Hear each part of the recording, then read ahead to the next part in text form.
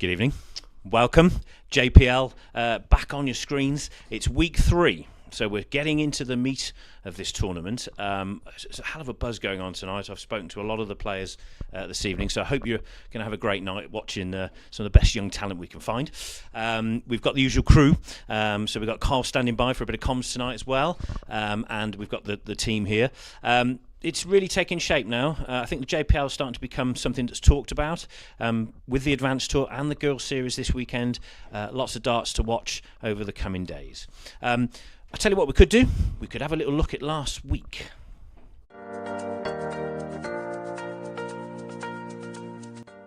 JPL Week 2 kicked off with the two girls dominating the JDC, Rebecca Allen and Paige Pauling. Allen had the better start with a 180 and a 118 out and continued to fight for a lead.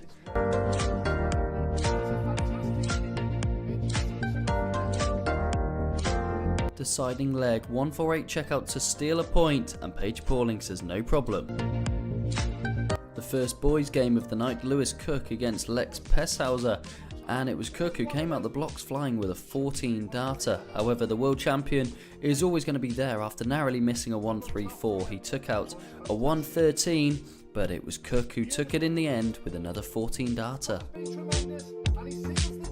Jaden Walker against Ryan Branley came next. It was the fast throwing youngster who landed the first blow with 180s flying out the blocks.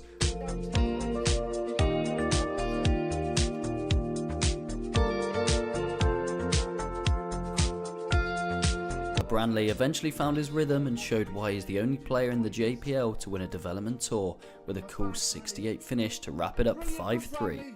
A 20 dart break was as good as it got for Yasmin Havard as several missed doubles allowed Lexi-Jayne Rooksby to pick up the win 4-2 and go top with a 90 checkout along the way. Archie Self missed 141 for a 9 darter against young Jack Johnson, but still never let up. 3 180s and an 86 average. Johnson could have a 12 darter for his only leg on the board, Self running riot. 2 internationals went toe-to-toe with Jumping Jack taking on Mongolia's Turgel. A 1-2-1 out and a 15 darter, not enough to stop Nankervis from wrapping up a 5-2 win. Lily Wheeler and Ruby Gray both searching for a first win in week 2. A strong start saw a Wheeler 90 checkout followed by a 19 dart leg from Gray to level. Wheeler took advantage of a 164 miss but couldn't close out her 3-1 lead. The points shared in the final girls game of the night. The last game of the second week in the JPL and Mitchell Lawrie refused to disappoint against Ben Townley in a brilliant all-round display. A 102 checkout to rectify a 170 miss in the earlier leg and a double-double on 94 to complete the whitewash. Fantastic week then, week 2. Nice cheeky double-double finish there from Mitchell. Okay, so looking at these league tables, I mean, we've got Ryan out there, and he's had a tremendous few days in his darting life. So, yeah, he's heading the pack for the boys. But look at the talent. So we've got the world number 1 running up behind him, and Jack Nankervis as well. I mean, there's just 3 weeks in. lots can happen in the next couple of weeks, particularly tonight. As I said, there's a huge buzz in the room for the boys particularly. And then obviously we've got the girls, so we need to have a look at what the girls are up to. And Lexi-Jayne. Now tonight, slightly different, but we've got one missing. So Paige is out of the country on a school trip. So we're going to have to see Rebecca Allen twice tonight. So things are going to look a lot different, and a great opportunity for these girls whilst Paige is away. So yeah, lots to play for. Huge fixture list. We're going to kick off with Rebecca Allen against Lexi, and we've also got Archie against Jaden Walker. Now, I spoke to Jaden. He seems to be ready for this one. Lewis and Jack Nankervis. That won't hang about, so Carl will have to be switched on for that one. Lily and Yasmin. Lily feeling very positive about her game. We've talked to her as well. You'll see that later. Turgel, who seems to be really starting to show his form at the minute, very solid, but he's up against Jack Johnson, so he's feeling quite confident too. Our world champion up against Ben Townley, and then Becca's back in action with Ruby Gray. And then to round off the night, just average couple of players, Ryan Branley and Mitchell Lawrie. So, I jest. I mean, some of these, it's just great. I mean, they've been warming up, and watching them throw is incredible. So we're going to go to games. So we're going to hand back to Carl in the comms. I hope you're ready, Carl, and good evening to you. Good evening, Darren, and very warm welcome to everybody at home. Very much looking forward to tonight. Game 1 of 8, and while Paige is away, the girls will play. And looking at this first match, Rebecca Allen could go top of the table with one game remaining tonight. And as for Lexi, looking to play a knockout blow on her opponent and remain top by the end of the night. So very much all to play for tonight in our opener, as well as our other 7 games. So let's get this one underway. Formalities are over. And a contrast in styles in our very first match. Rebecca very much liking to get on with things, and Lexi very more controlled, methodical manner, but equally as effective. 41. The beauty of darts, everyone has their own actions, their own grips, and it's very much down to personal feel and eye. We're underway here in Coventry, the Junior Power League, the gateway to events number 9 to 12 on the JDC Advanced Tour, and of course events number 5 and 6 in the Girls Tour this weekend. For Friday night of the darts here in the JPL. Sit back and enjoy this.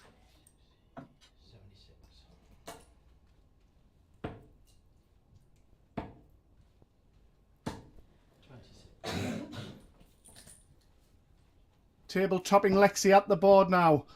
2 wins, 2 4-2 victories. I think she's top on 4 points. And also the unbeaten Rebecca Allen. 85. A win and a draw for her. Thus far, very early stages, as Darren mentioned in the table. We'll look forward to see how things hot up over the coming weeks. Rounds of fixtures. 100. And a reminder to everyone with the format, we've got best of 6 legs for the girls, so of course we can have a draw, in which Rebecca already has done in a round 2 fixture against Paige Paulin.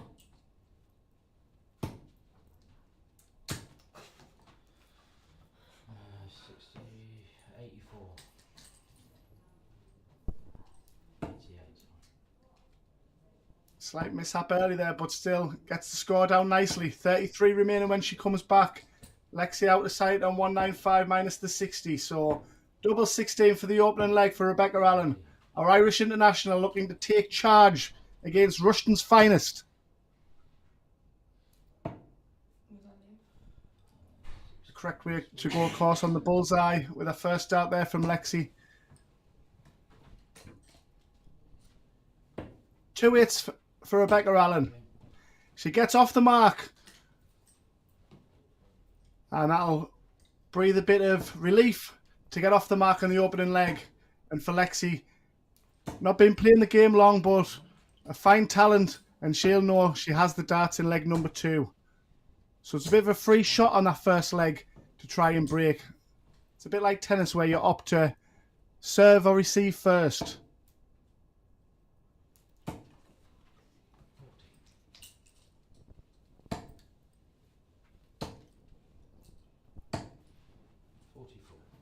And of course, over the girls' tour, Rebecca Allen has been mightily impressive. 4 tour events and 4 finals. Her and Paige Pauling, who of course is not here tonight. I hope she's having a fantastic time away, and she'll be back for the next round of fixtures. But Rebecca has certainly matched strides and been equally as good at the top of the tree at the girls' game. But of course, the JPL offering a great opportunity and experience for our girls, and leading the charge is Lexi-Jayne. And it's great to see her back in full health following trips to hospital on more than one occasion. She really was weak and managed to get over the winning line, showing a lot of resilience in our round 2 fixture, a 4-2 win over Yasmin Havard even. I do apologise, Yas.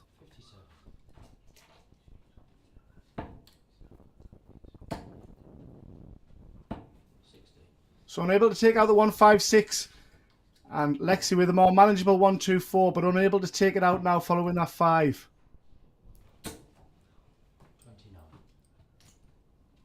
96 going to double her advantage. It looks like a blocker. Will she go double-double? No, she didn't. She persisted with it. And now a chance for Lexi to level things up on 95. She goes for the aggressive route, which many of the players are doing now, instead of utilising the bullseye. A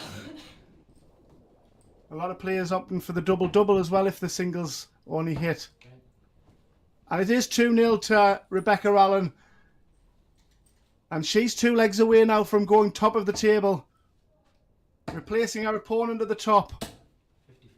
And as we say, with Paige not being available tonight, the #1 girl in the world, Rebecca Allen, hot on her heels for that.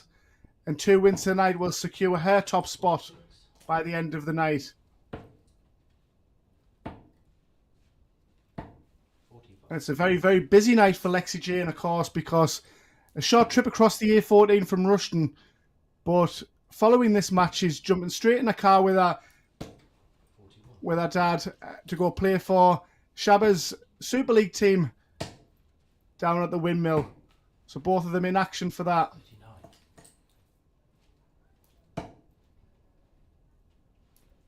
And then back up again, course, for the weekend. Events 5 and 6 on the girls' tour.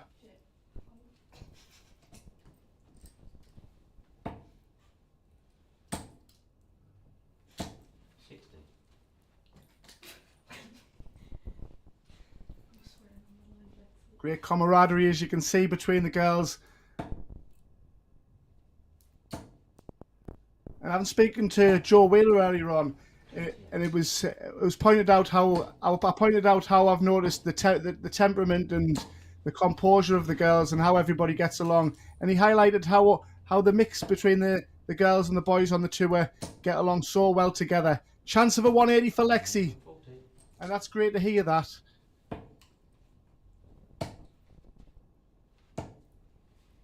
Youngsters offering support to each other and played in the spirit it's meant to be played in. For our beautiful game. The JDC Centre of Excellence here in Coventry, bringing out the best of our youngsters around the world. And of course, speaking of the world, we've got our world champion Lex Paeshuyse in action later on. We've got a European champion in Lewis Cook. We've got a WDF World Champion coming up next in Archie Self. The cream of the JDC on the Junior Power League. To get off the mark. Unable to do so, but sets things up. Will Rebecca Allen take this 82 out? She needs 17 for tops for 3-0. She stayed for the bullseye. She stayed for the 25. It was clearly a good marker, but possibly a wrong decision. That would have been a money shot, that. But her opponent on 40 Will she punish? 2 10s. Lexi struggled on the tops with her weakness in round 2. And she dragged her first start down low there. Double 17. She's hit it twice already in leg number 1. And she only needed to hit it once this time, but back comes Lexi. Next door to tops. Needs to edge a lot closer. Further away, and back comes Rebecca Allen for 3-0. Okay. She gets it this time. And it's 3-0 to Rebecca Allen.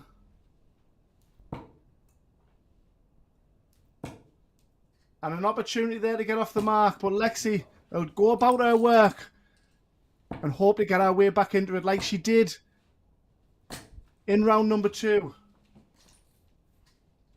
against Yaz.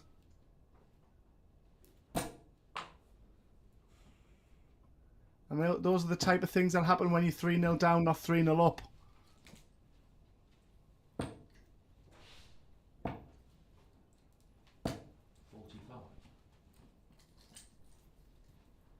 Lexi and Dad Chris have travelled up with James Richardson, who was in the Seniors Tour action this weekend. Hi to James, if you're watching, and good luck to yourself. Team Ruthless this weekend. 26.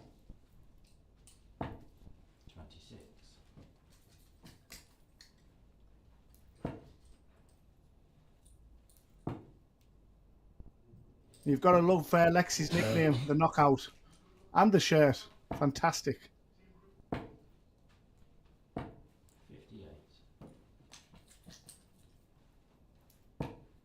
So a treble here will certainly put her in prime position to get off the mark here. 41. And if you're unable to get the victory in the end, leg difference could certainly prove a factor. 60. So fighting for every leg, I'm sure, is every player in the Junior Power League. She holds the advantage still in leg number 4. 44. But for how long? Because back comes the steely-eyed Rebecca Allen. 59. As she eyes a whitewash.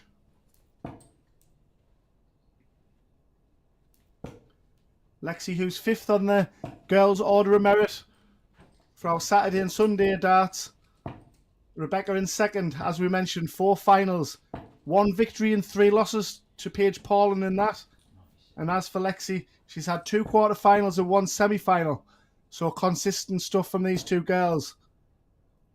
38. Still possible, not now. So Lexi-Jayne for 114 to get off the mark in style. And to keep this game alive. Not possible now. Rebecca Allen will be back for the 68. And it just hasn't happened for Lexi tonight. It's lovely to see her smiling. And I'm sure she'll be back at the weekend. But will she be back in this leg? 52. Is it in or is it out? My eyes are deceiving me. It is in, so the 3rd dart was for 88. And back comes Lexi for 90. She goes at the aggressive route again. 54. So we've had a bit of board questioning here, decision questioning. And as we do that, Rebecca Allen takes the match 4-0.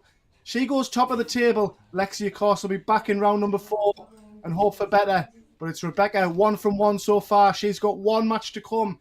Our 3rd match of the evening in the girls later on tonight. Our penultimate match of the night.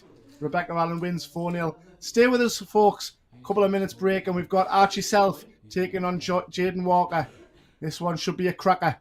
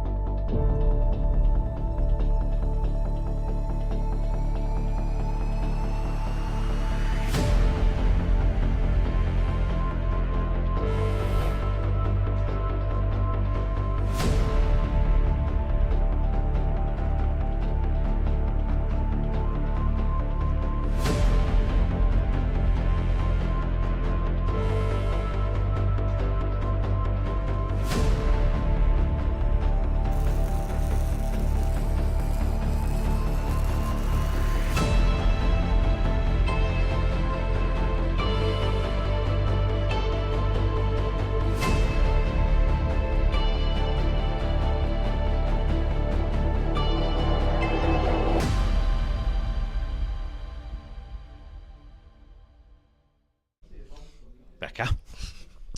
Now, we spoke earlier, and obviously, you know, you're struggling a little bit, had a tough week. And you've just said off camera, that took a lot out of you. Yeah. But it didn't look like it.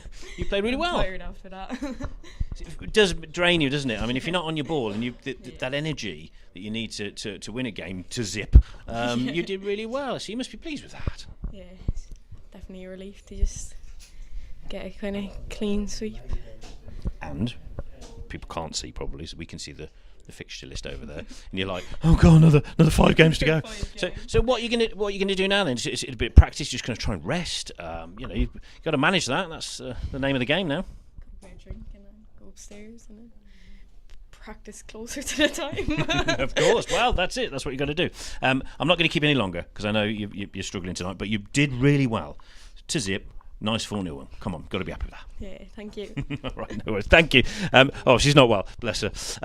Okay, so coming up next, we've got our world number 1, and we've got Jaden Walker, and we caught up with Jaden just earlier on. Jaden, good evening. I love saying good evening. It's good fun. Back for JPL week 3. Last week could have got a draw, tight against old Ryan. He's won the development tour since we played last. How's your last couple of weeks gone?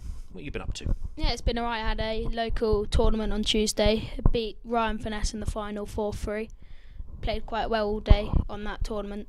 I've been practising quite hard throughout the week, leading up to this weekend. So I've been putting a lot of practice in. I mean, it's been one hell of a year, really. I mean, it kicked off with a big stage final, and you've done your modus stuff and all sorts. I mean, is this taking over your life? Or are you actually, how do you balance it all? Because you are our youngest competitor. You are 12. So how do you balance that? It's pretty. I haven't got a free weekend until like July, like exhibitions and stuff. So I do homework in the week, and then I practice, and then obviously we've got the weekends for JDC, modus, and everything else. So with this weekend, we've obviously got the advanced tour as well. But tonight you're up against Archie Self. Technically our world number 1. How do you think you're going to pan out with that one? If you don't watch each other's games, do you really? No. You just concentrate on your own. So have you prepared? We had a quarter-final game in the last advanced tour. It was 4-3 to Archie, but we both had darts to win every leg, so it could have gone either way. So hopefully more of the same tonight. Yes, I wish you luck with that, and then for the rest of the weekend. Jaden, it's been great to talk to you, and one weekend you must get off is your birthday in August. Yeah. You've got to have that. Right, lovely. Good luck for the weekend. Thank you. He's 12. Just saying, he's 12. So some nice words from Jaden there. Again, they're ultra positive, aren't they? Super. So he's up against Archie Self. They're in. I can hear them practicing. Carl, you ready for this one? It'll be an absolute cracker, as mentioned before at the conclusion of our first girls' match. Archie Self taking on Jaden Walker, our world champion, taking on very much a potential world champion years to come. 12-year-old. Where is Jaden Walker's? Where is his ceiling? Well, it's electric and it's very high as we speak. So it's going to be fascinating to watch how both players are going to develop over the next few years. We heard Archie Self about the Premier League darts on a Thursday night, saying give him 2 or 3 years and he'll be participating in that. That's Archie Self's mentality, and Jaden Walker certainly has the ammo to go to the very top. We're underway in our first boys match of the night in the Junior Power League, and it should be another blink and you miss this one match, because Archie likes to get on with things as well. 2 of the highest scorers in town.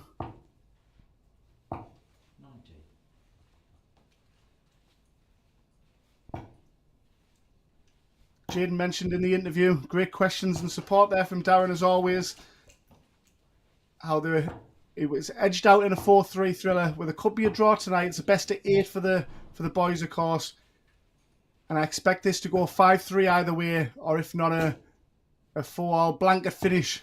139. 40. And for Jaden to have that kind of schedule, not a free weekend up until July, shows how hot property he is.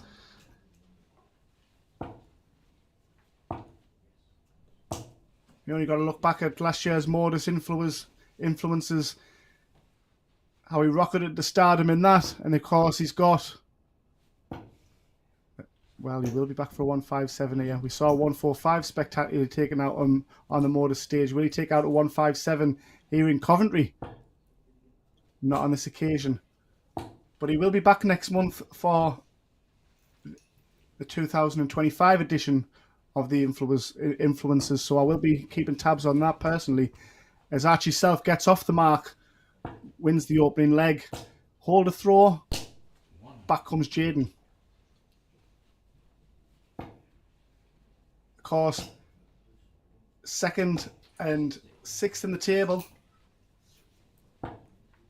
Coming into this one. 55.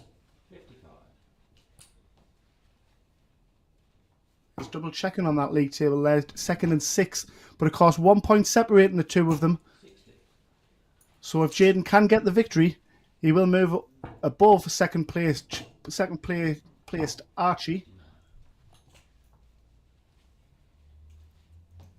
And of course, a win for Archie will see him leapfrog the man of the moment, Ryan Branley, who's top. The only player to have maximum points so far in the boys. And he will bring the curtain down tonight here in Coventry on the JPL. But will it be to chase top spot again? Or will he still be top? 84.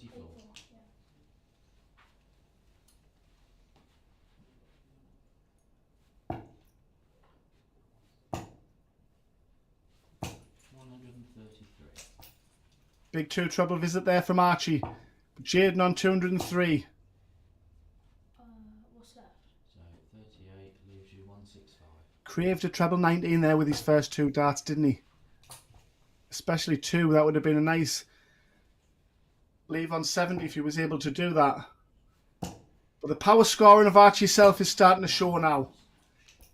He's on a more manageable 88 with his opponent now going for 160. That would have been a beautiful ton topper there, and certainly within the Jaden Walker range.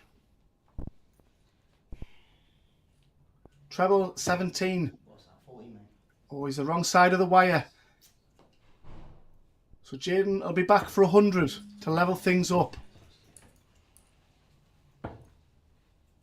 He's got 2 darts at tops, 2 10s.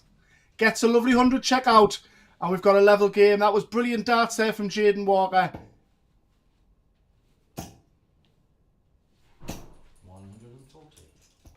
And you got a feeling that Archie was starting to find his range on the treble 20. 24. And over this short format of best of 8, when you're starting to fire down 2 treble opening visits, it puts a lot of pressure on your opponent. 58.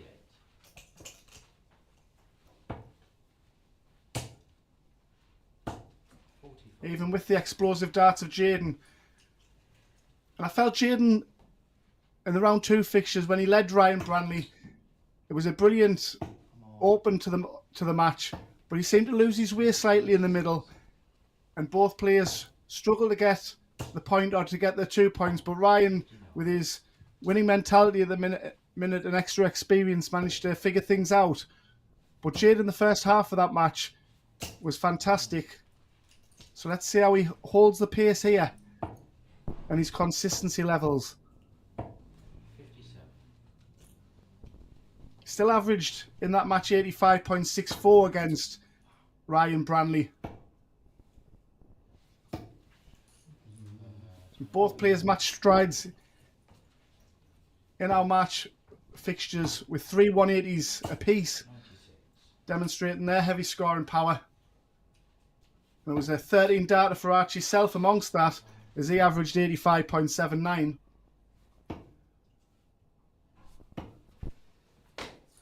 Time on his side, he'll be back for double 10.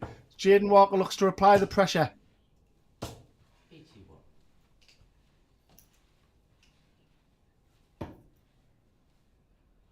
This could get tricky. Absolutely not, says our WDF World Champion, our JDC #1 player. 2-1 to Archie Self. Halfway to a point. Of course, best of 8, so 5 to get over the winning line and secure maximum 2 points.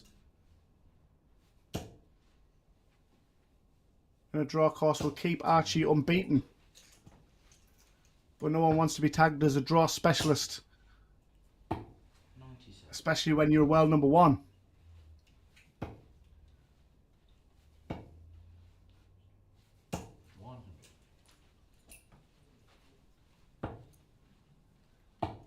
So we've had 3 holes of throw. And of course it was a brilliant ton from Jaden. But he's under pressure here from Archie,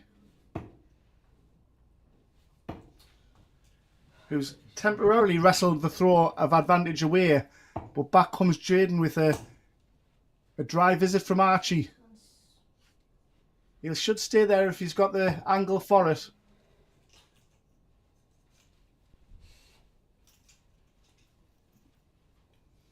Leaves the big fish. Will it be reeled in from our 12-year-old superstar? Because Archie back on 206. We'll have to go some if he's going to take that out.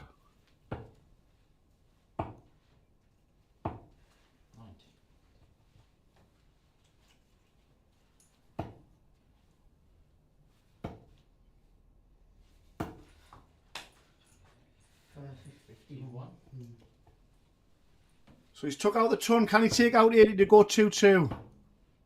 He wants tops. Great effort from Jaden there, but Archie looks for 58, 18 for the tops.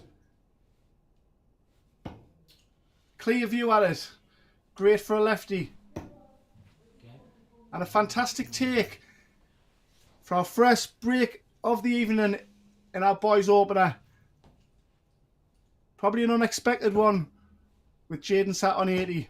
But of course, our Thatcham thrower will certainly mop up when given the opportunity.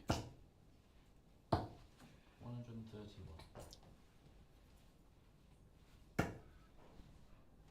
I was chatting to Callan Beddoes earlier on, and it was fascinating when we were talking in regards to Archie Self.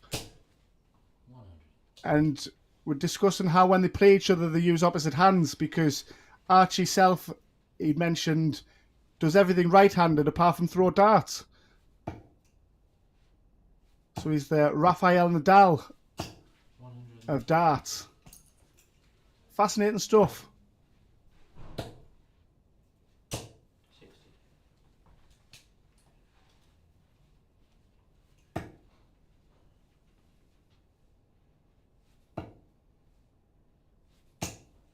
95. Finds a very valuable treble 19 there to leave himself on a handy finish. 140. Almost a first maximum there from Jaden. 116 to go, one away from the match and to secure a point. He wants tops for a ton topper of his own.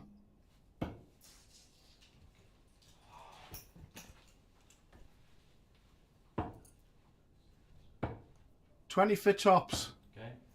And he gets it this time. Jaden Walker, a very valuable break back. You fell 4-1 down and he'd have been scrambling for the point. 120. Great effort on the maximum to get things underway there as well. Back comes Self. 140. Things are hotting up here in Coventry in our opening boys match. 60. As I edge closer, shimmy closer to the edge of my seat. 56. I said this would be good. Come on, man. And when asked the question, Jaden Walker is responding beautifully. As of course is Archie. He can sense Jaden's momentum starting to swing in his favour, and he just shuts the door with a beautiful maximum. 59. 1-2-4 going after 9 darts. He wants treble 18 for the bullseye, but he stays there. Great ball management. He's on 64 when he returns. 58. And he's only got 1 dart at it. Wow. 16 left. Yeah. He needs to move alongside for double 8. Sorry. He gets it, and he restores his 2-leg advantage. 4-2 he leads. He's guaranteed a point. He moves level with Ryan Branley on 4 points, but he wants that extra point with 1 more leg and to go top of the tree, 130. as he was in 2024 on the Advanced Tour Order of Merit. He wants to go top of the JPL, temporarily at least.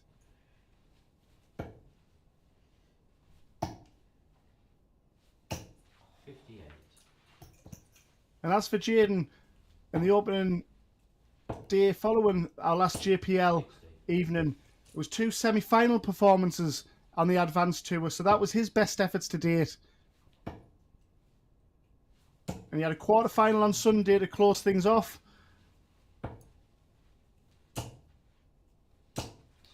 And Archie, who I sensed was going to have a good weekend following Friday night's 5-1 demolition job of Jack Johnson.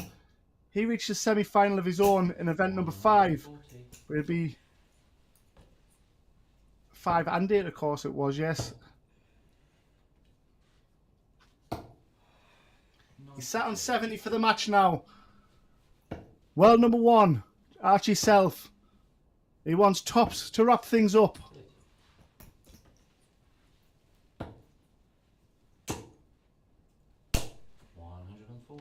Great pressure there from Jaden.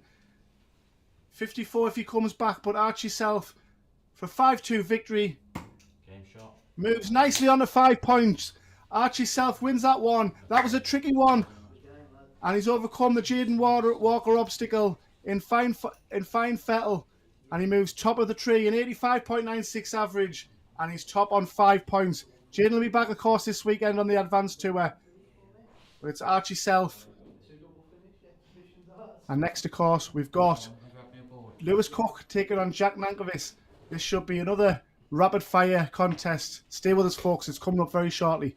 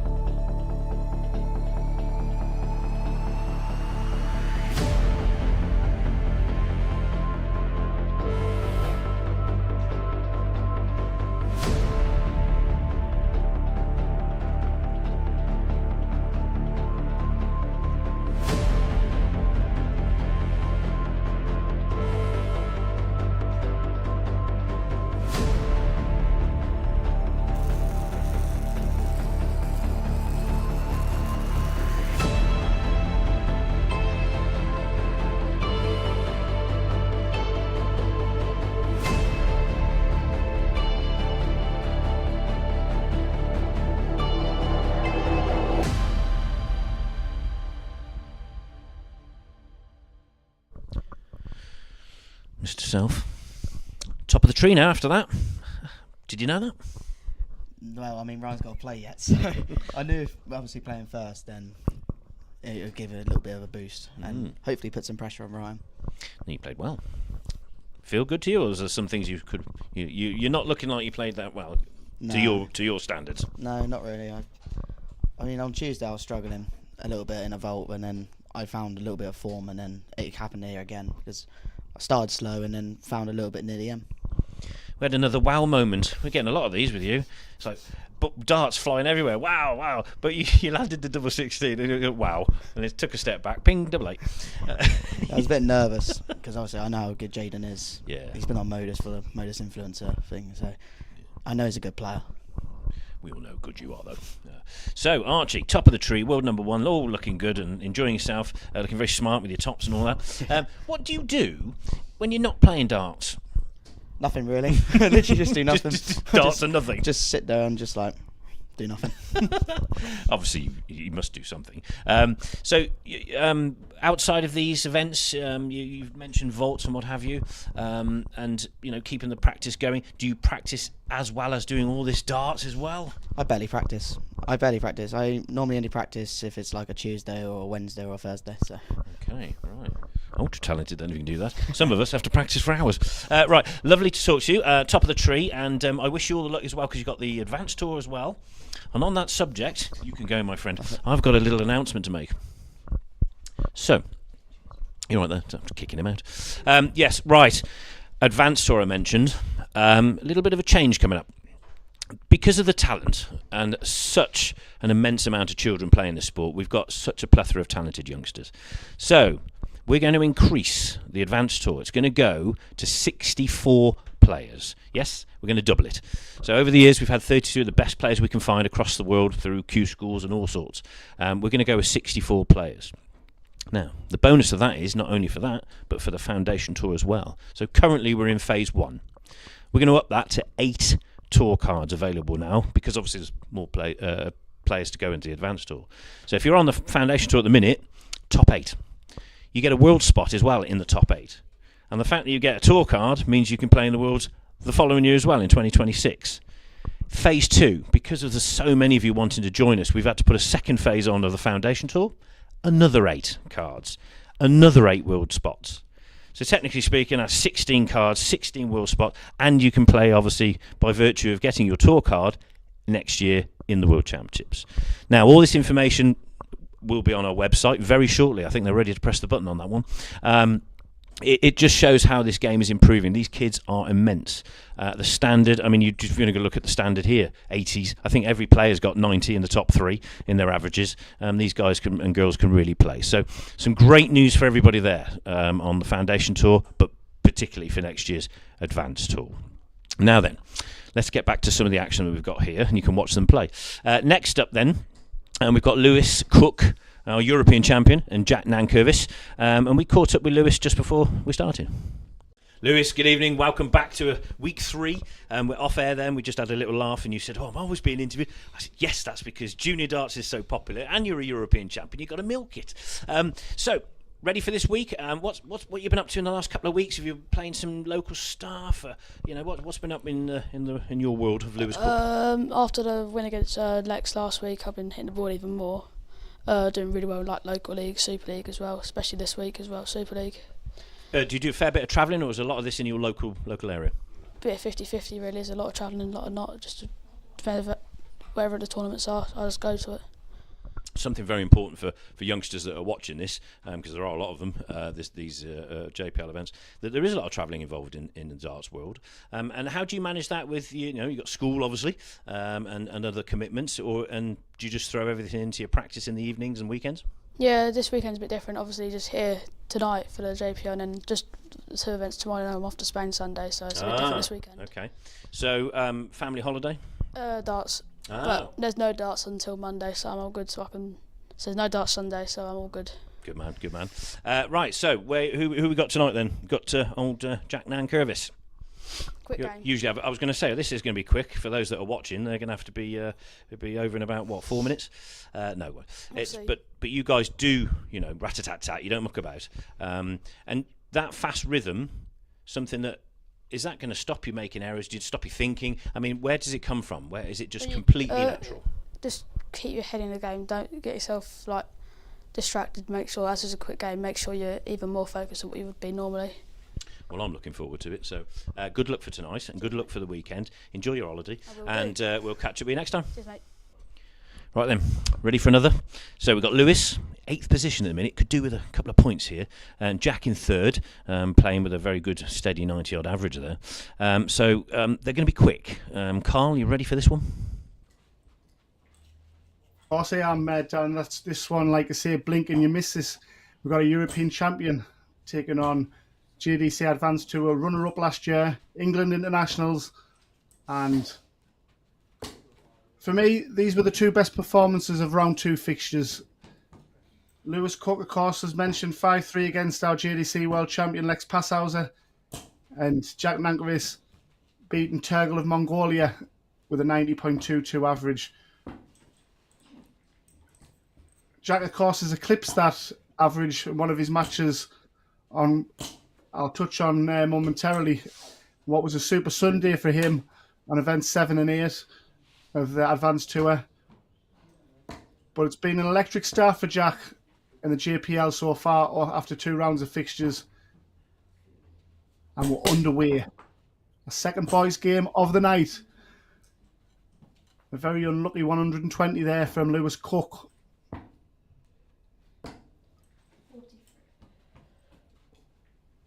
We didn't really get to see much switching there from Jaden Walker in our opener. And as Darren touched on last week in interview with Jack Nankervis, and he mentioned about the muscle memory and his speed, but it's okay having the speed to switch, but having the accuracy And as mentioned, Jack Nankervis and Jaden Walker are for my eye, are the two best players at switching at that kind of speed with the accuracy. And already we're deep into leg number 1.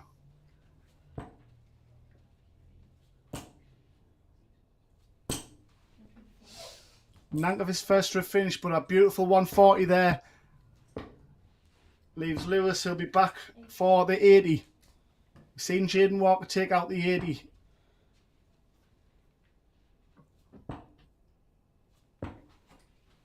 Disappointed with that. And an opportunity. He's hit the double. Double 11. A 17 dart breaker throw. Hold a throw even. And Jumping Jack is off the mark. And as mentioned, Lewis Cook, to my eye as well, for his open away was whitewashed 5-0 against Ben Townley. We knew there was more to come, as the Junior Power League has that competitive edge and spirit. We knew that Lewis Cook was a winner waiting to happen. And I wasn't really expecting it to be against Lex Paeshuyse, our world champion.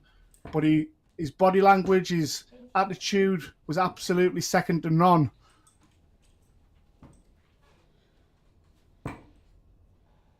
And he absolutely bossed that fixture. And I like what I see already in this round 3 fixture. Bangs in a maximum, does Jumping Jack.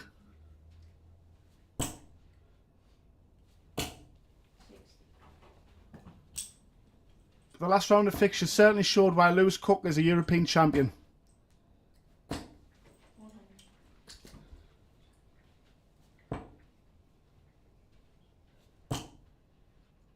If the first one would have went in, I felt there we could have seen a second attempt at double 11.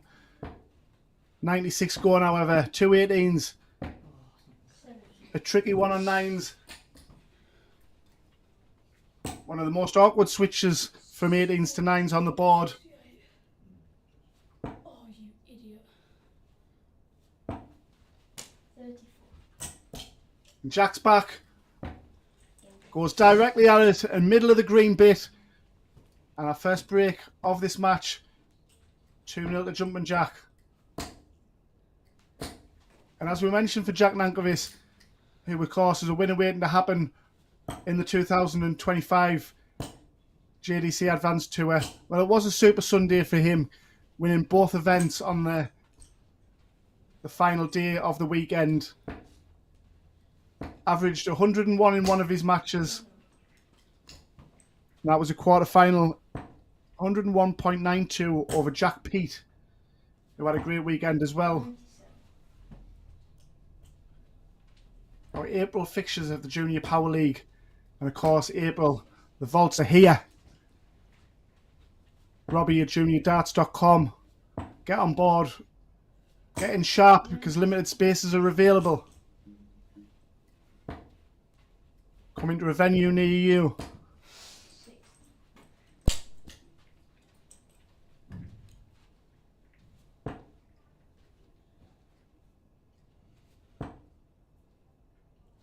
Great adjustment over the top. Fantastic darts from Lewis Cook.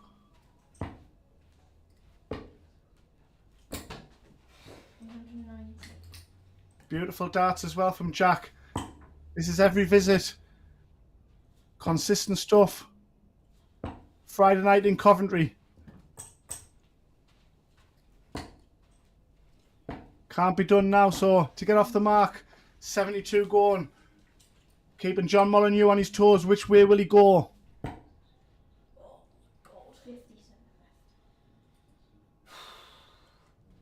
17 for tops. Oh my god. And you felt after that slip, he needed an extra second or two to compose. And that forced the error, I feel. And Jack is in the kind of mood to punish, as he does with his first dart in his 3-0 up. Third in the table. Of course, had that draw with Archie Self, so coming into the round of fixtures was locked with our last game winner. I'm just going to have a gander at the table and see what the leg difference would mean.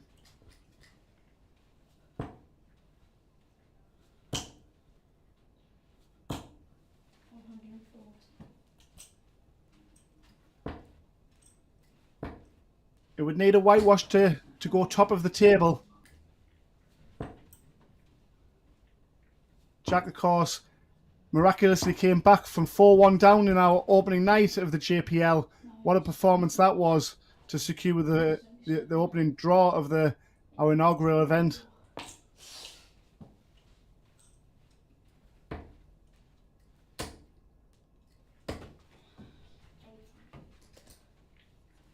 Could have been a second maximum there for Nankervis.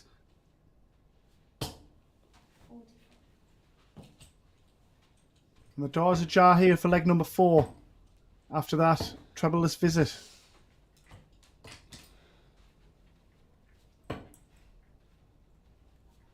Couldn't find the green or the red bit in the middle of the board.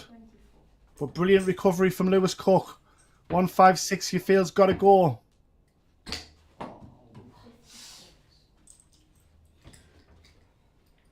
Two 4s. Tricky. Finds it brilliantly. And what a reaction there from Lewis Cook. He's off the mark. It's only a hold to throw, but you felt it had to go in terms of the direction of where the points were going to be heading in this game. It's still wide open. And a break and a hold and we'll have a level game, folks. Standing in his way is the flashy Jack Nankervis, England international. 96.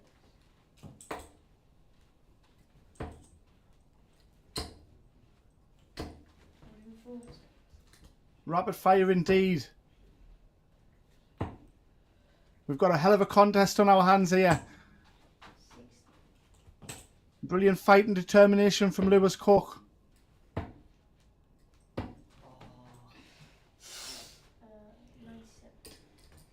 And I think even Jack Nankervis was a bit too quick for his own good there.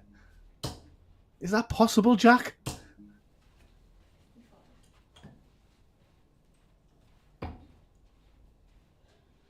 He makes his double checkout percentage here is flawless.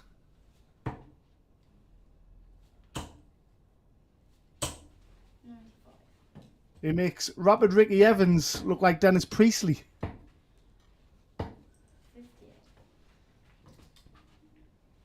Or Dennis Smith. Show me age here.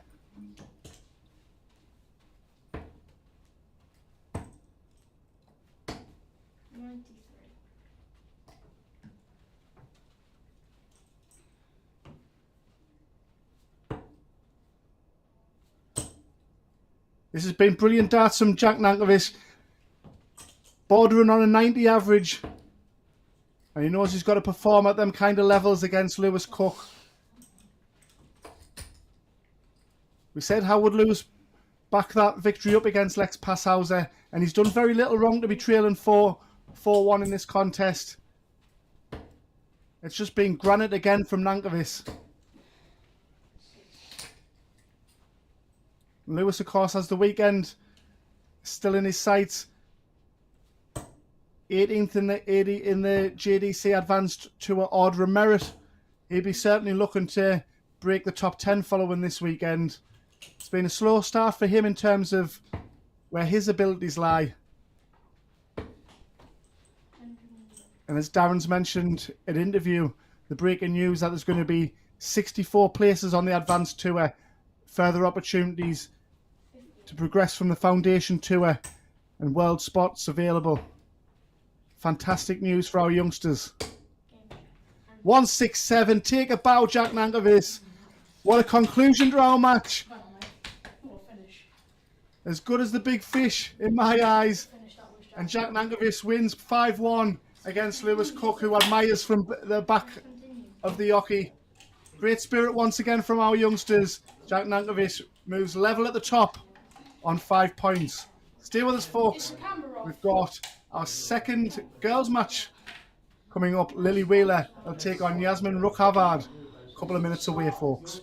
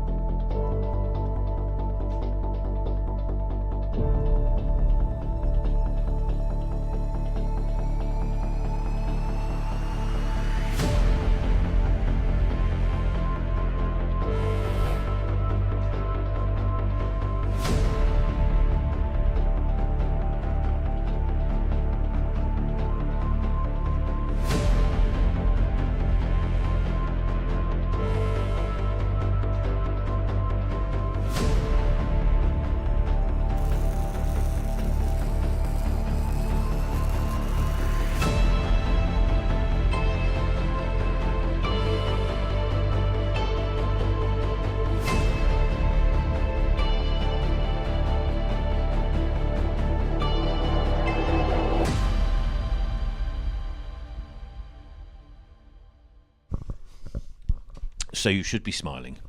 Great win. But you said it didn't feel like a 5-1. No, not at all. I was getting battered in the scoring.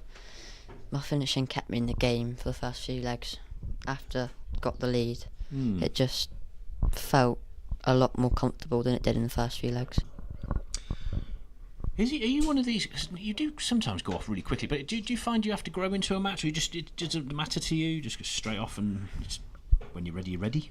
Normally I start really quick and die down. That game I feel like I started slow and grew into it a bit more, which I'm not really used to. But talking about not being used to things, I'm not used to this either.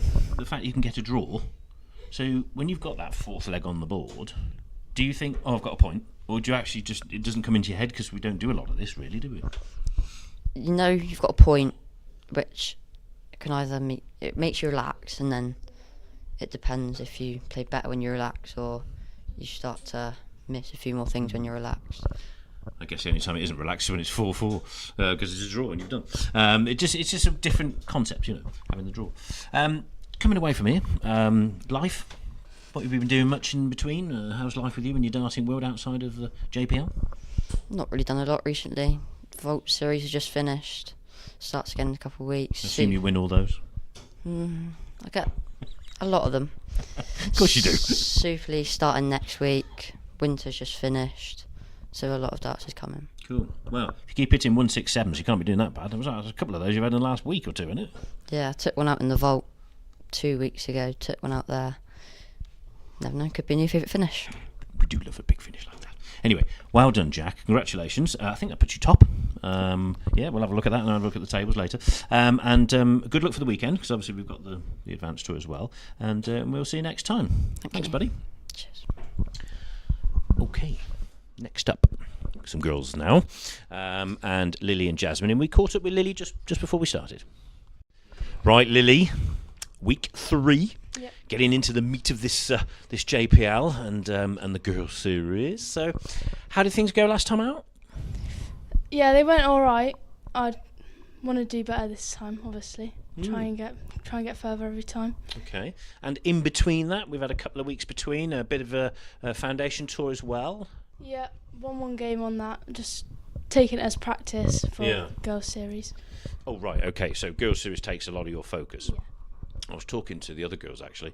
With the opportunities that you're getting, the girls' game's really coming on, isn't it? Yeah. And I believe you've had lots of success within your family, within the girls as well. So talk us through that.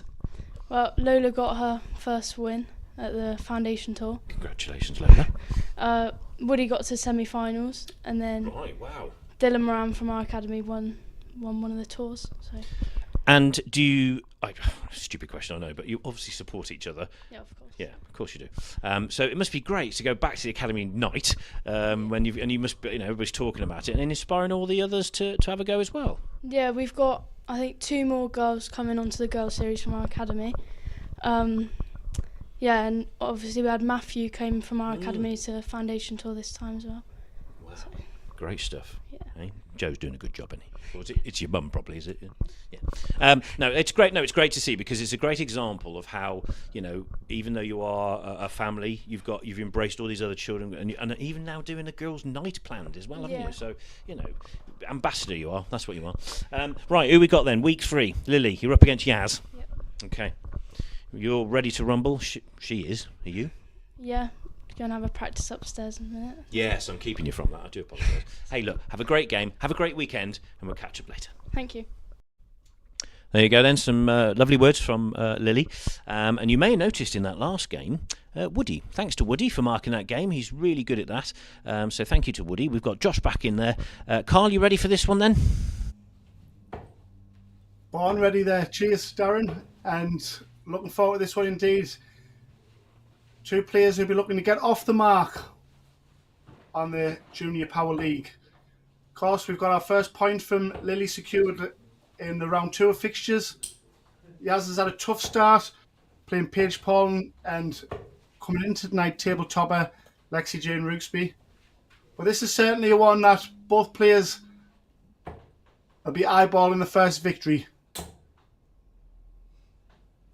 A reminder, it's the best of 6. 4 legs wins it, as we saw Rebecca Allen do so in our opening match of the night. And while we're on the girls' front, Rebecca Allen will be back, of course, in our penultimate match of the night, where she takes on Ruby Gray. And that is, of course, in the absence of Paige Paulin this week.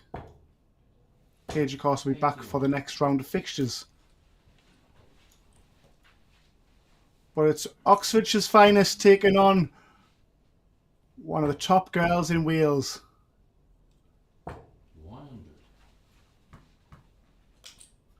And I'm loving the attire, Yaz. And as for Lily, great interview from her and Darren. And you can't help but be drawn to that lovely, warming smile.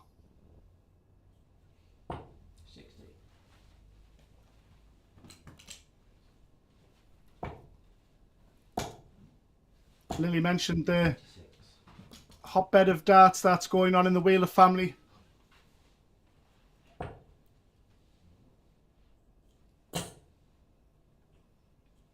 Was advised. 41. We've got the next Kirk Bevins on the scoring. 79.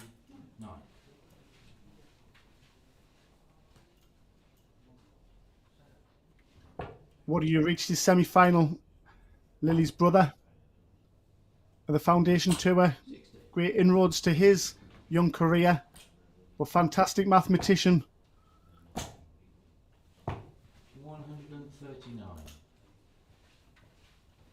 And he's a player that a lot of the other players want to have on board when doing the marking, such as the respect that he's got. Our Josh is also great, and I'm looking forward to working with him, of course, this weekend 45. behind the camera.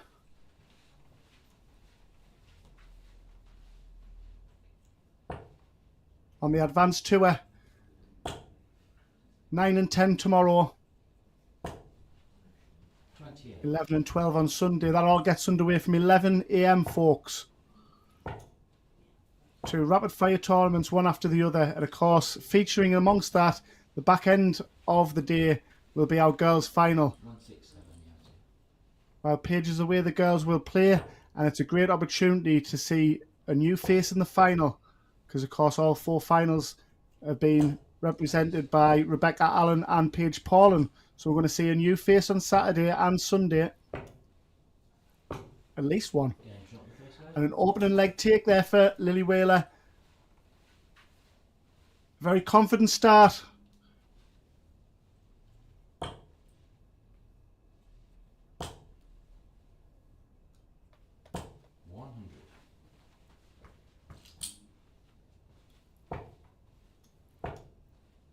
Lily would be disappointed she didn't get the maximum points, having led 3-1 in our round 2 of fixtures.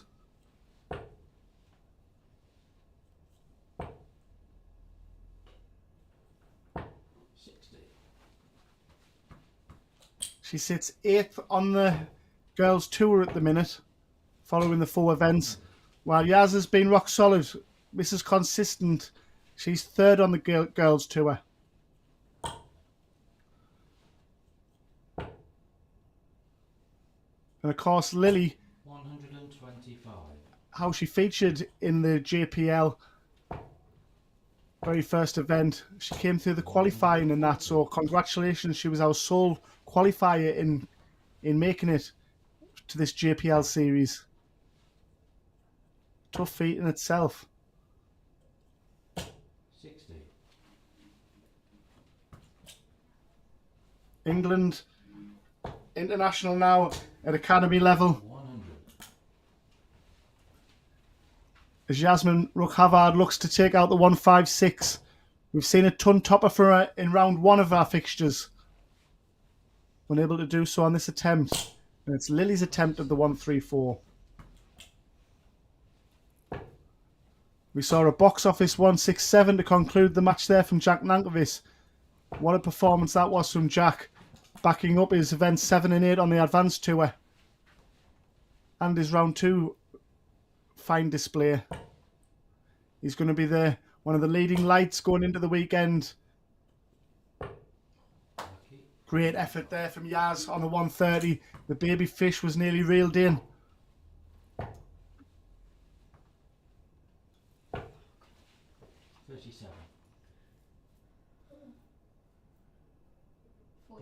Sorry.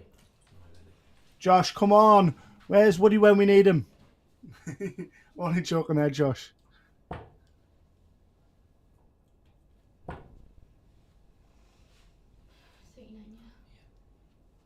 Having done the call now at county level on the stage in Willington, County Durham, I know how difficult of a job that is. Human errors occur regular with myself.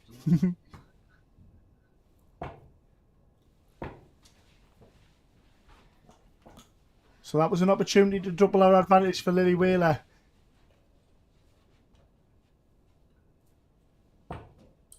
As Yaz looks to make it 2 breadsticks. Okay. There we go. We've got a 1-all game, everybody. And it's on throw still. So anyone's guess who's going to get their first win of the JPL series? Will it be Lily or Yaz?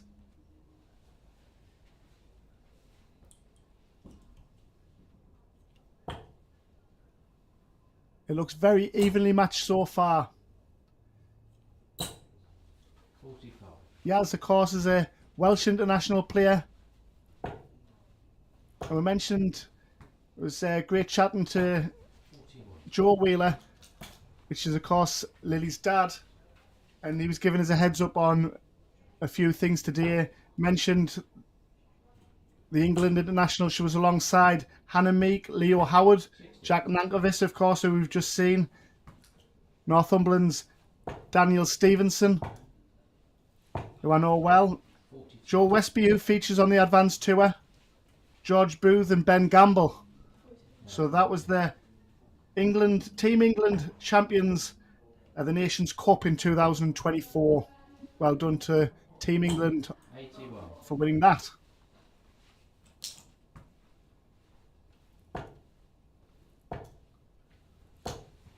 And Lily thrown there now, a Swindon Town fan.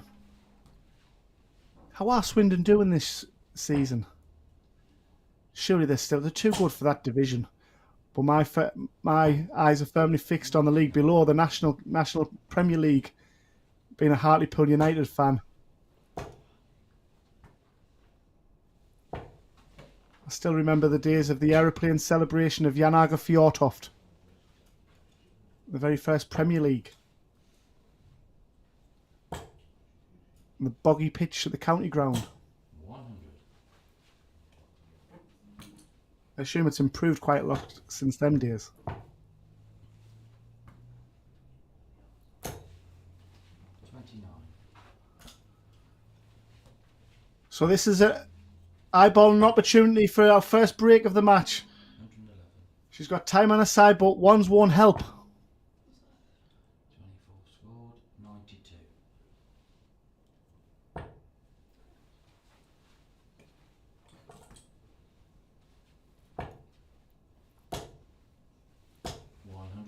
A brilliant fight back there. Pressurises the 32, but is it a little too late here in leg number 3? She's feeling her way into this match nicely as Yaz. 2 12s. And after that 140, this gives her Lily a much better opportunity until she hit the 7. 109's not a bad one, whether you stay on 20s or 19s. But you've got to keep that first start straight. Madhouse required. And who would have thought to put Lily Wheeler's back for 57? Takes out the 57 and punishes really well there. Yaz will be disappointed. Despite a brilliant 140 to claw her way back into that, she still had plenty of opportunities and was still on through everybody. 100.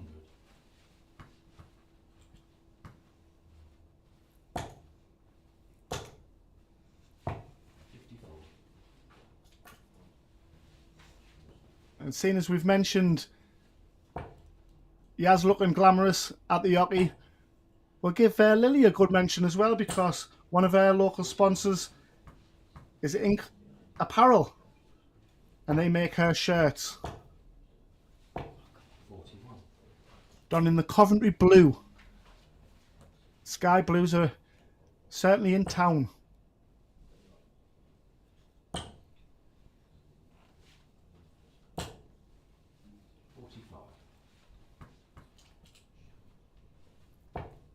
And I can't leave one of our sponsors out, because there was also a mention of Platinum Security Services, who also support Lily and the family.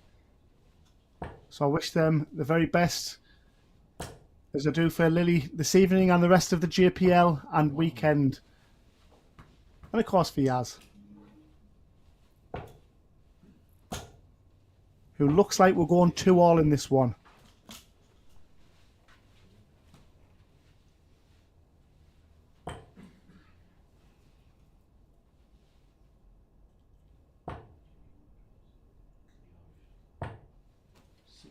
Great last start to find the treble 19. 60.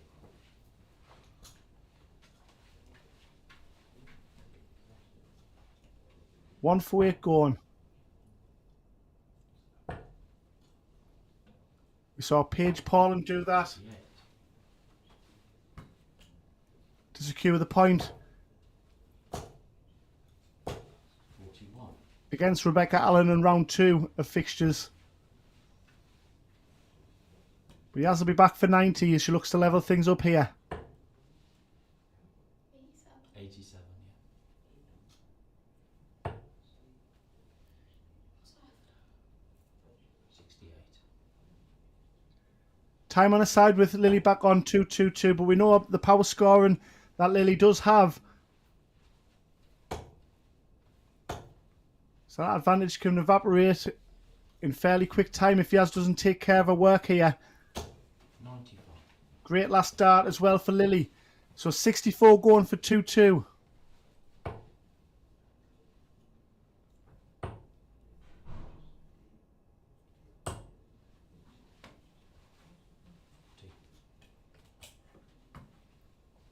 One, 2-7's an outside shot, but it's looking more confident now. Bullseye required. What an attempt there from Lily.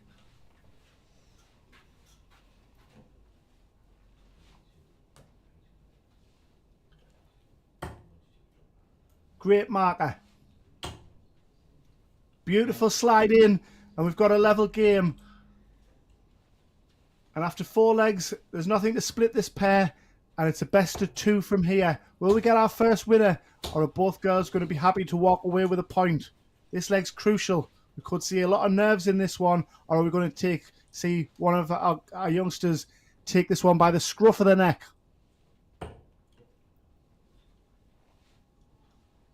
As we mentioned, for Yaz, it's been a difficult start to her JPL, playing Paige Pauling, and I think she was slightly put off by Lexi's poor health in the round 2 of fixtures. It looked like it was affecting her because Lexi wasn't on her game and she was really struggling, and that can affect your opponent in a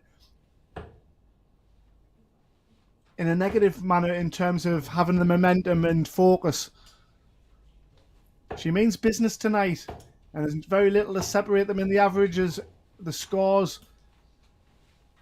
It's going to be a blanket finish indeed. Will we see the Grand National with a blanket finish tomorrow? The big race of the year. 60. Down at Aintree.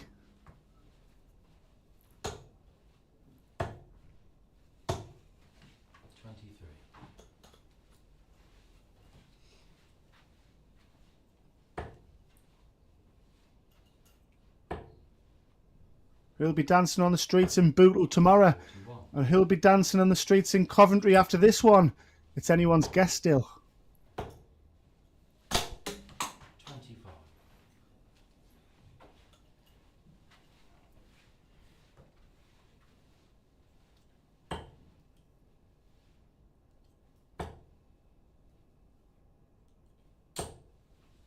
25.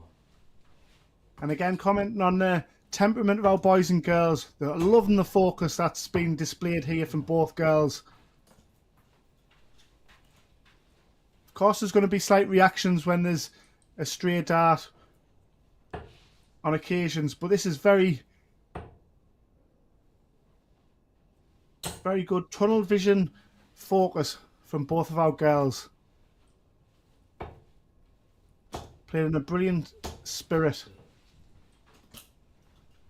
And there's 20 points separating the two of them.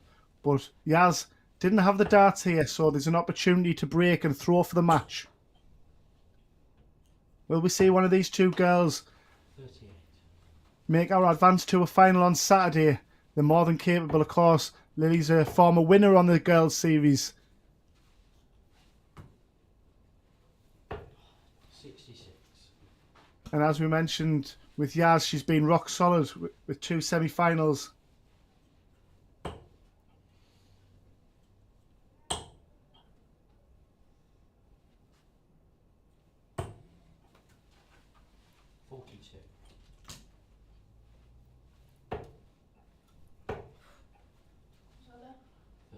Scored 121. So just looking to tidy things up with a nice treble, unable to do so.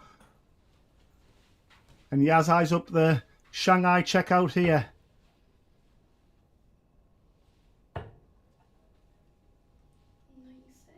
Yep. Lily Wheeler even has options on the 104. Will she stay for the 20s, the 18s, or the 16s?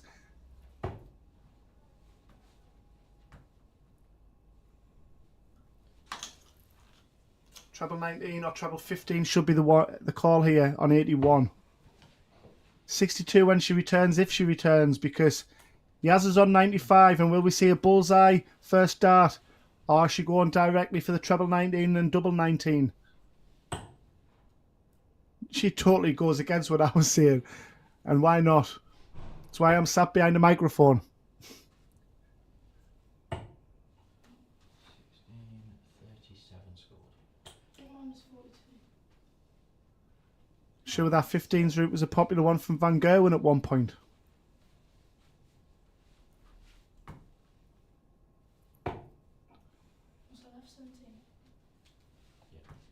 Very unlucky there. She went for the treble 10 for double 16. Fine margins. And it means Yasmin Havard has a chance to break and throw for the match on 58. She's usually slick on her finishes when she gets an opportunity.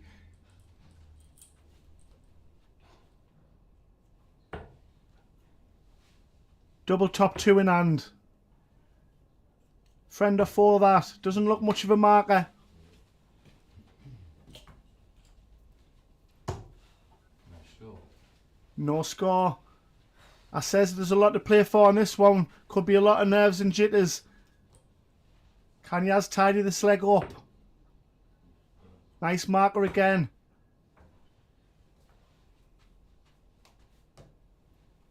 Double 5. 15.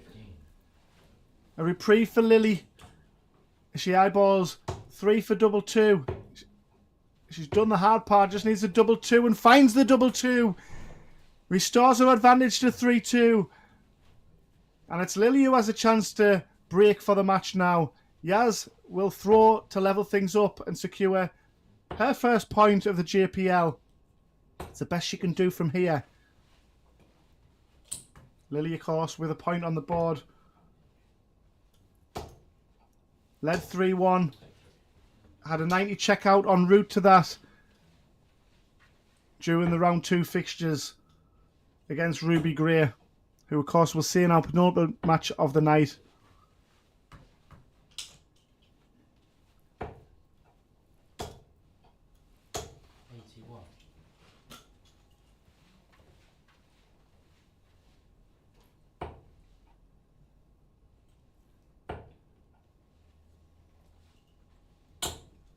And despite it not being a game of averages, it's games like this that are really competitive, that still have you on the edge of your seat just as much. It's been a fine display from both players. Both still fighting for a point, or fighting for all the points. Great response from Yaz. 70. And as with Lily on her visit earlier on in this leg, be disappointed after that first start that she only managed the sole treble 20. Will it prove costly? Not at the minute. 100.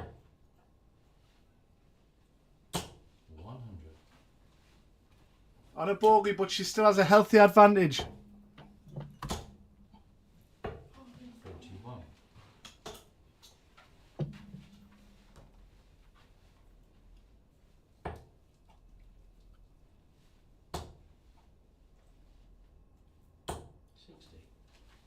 Keeps them straight. A treble would have been beautiful, but she'll be happy with a 60 from there. 50.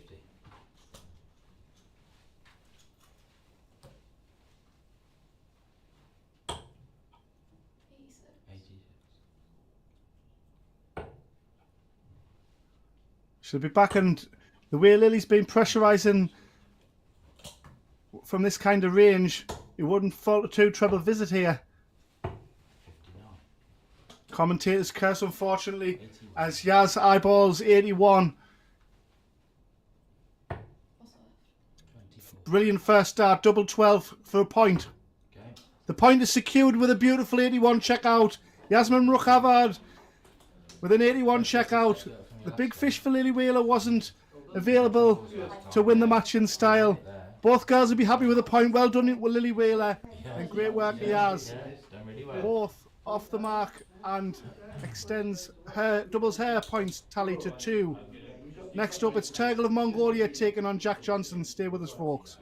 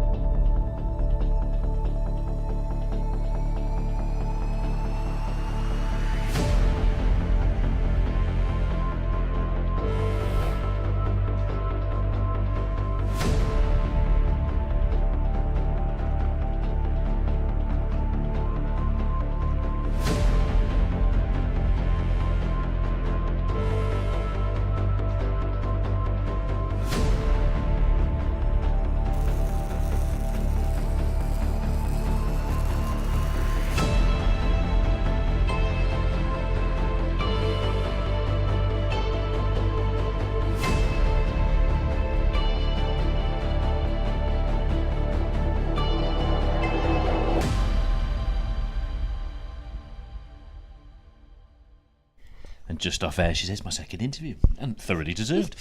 Yes, pride of Wales. Got the point on the board. That's what you wanted, isn't it? Yeah, just wanted to get that point on the board. Have you been thinking about that in the approach to this, or is it something that you just thought, oh, when you turn up on the night, had a quick sneaky look at the tables. It's like I don't think about it really. It's just when it goes down to that last double, and as soon as you hit, it's like the realisation of it. You didn't muck about with that finish, did you? Nice treble 19, double 12. So what's happening in your world then since we last met? Have you been playing a lot of tournaments, been away, travelling a lot of darts? What do you do? What does Yaz do? Recently playing in the Tri-Nations. Right, representing Wales. Yeah. How'd it go? Went all right. I won both my games. Right, okay. I mean, you do. We were chatting here with the production team, and very steady thrower, aren't you? It doesn't look like much phases you. So I'm assuming that means you've got a really good focus on that in your head, which will stand you in great stead in the future. Because one of the things a lot of the players, professionals, children, it's all what happens in your head, isn't it? Yeah. I would say what helps me, like I don't get nervous. I just love playing the game so much. Like being nervous is just like behind me. I'm not focusing on that. Oh, well, you're lucky because a lot of people do get nervous. And how's things going? The girls' series, that's something else as well. And there's a lot more this year. Yeah. You enjoying that one as well? Yeah, I'm enjoying the girls' series. Getting more experience. Yeah, well, that's what it's all about. I mean, we keep forgetting how young you all are. Well, look. Great result, really. It's a point. You're happy with that. That's what you said before we went on camera. So I wish you luck for tomorrow. Thank you. And we'll catch up next time in week 4. Thank you. Thank you. Right. Yeah, I agree. I played really well. I mean, Lily went off like a rocket, and then she seemed to sort of level out, and then Yaz carried on.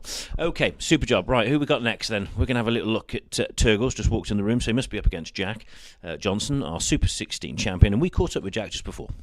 Jack, good to see you. Week 3 of the JPL and another Advanced Tour weekend. How's things gone for you in the last couple of weeks? Yeah, pretty good. I've been playing in a few vaults in Super League. I won a few of the vaults in all my Super League games, so it's been going pretty good. Now, I presume you're doing that locally? Yeah. Because you've appeared a lot on TV and locally, haven't you? And all the press coverage based on your final win earlier in the year.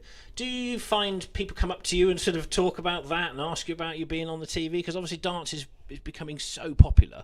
What's it like being, Jack Johnson on a Thursday night? Yeah, especially like when I go to school, because everyone watched the final and they all know they've watched all like everything I've done, and they're starting to like darts a lot more.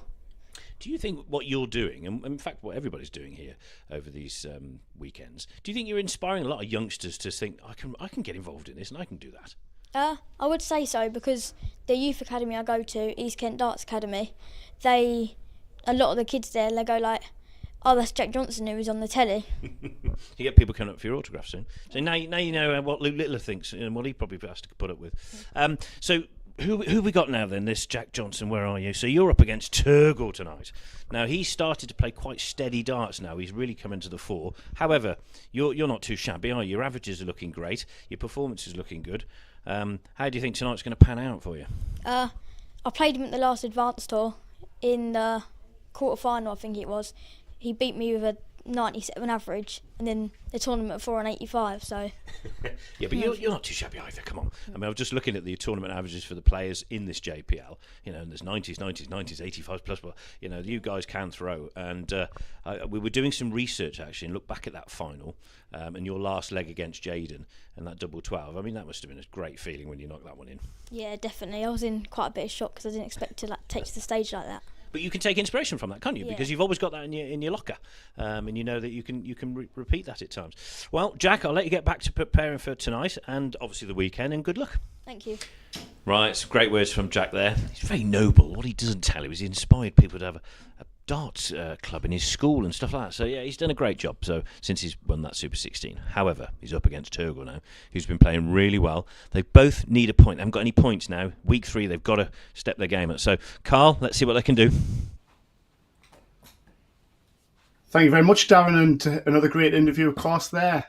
So match 5 of 8 tonight. We've got Turgel, our friend from Mongolia, Turgel Kulorelku, Alan Badder's finest, taking on one of the Kent Maestros, Jack Johnson. This, as Jack has pointed out, has produced a few classics on the JDC Advanced Tour, bringing out the best of both players. So, more of the same, please, boys. Get things underway here. The JDC Centre of Excellence. Excellence on display here at the Ocky. 14-year-old Turgel, what a box office star he is.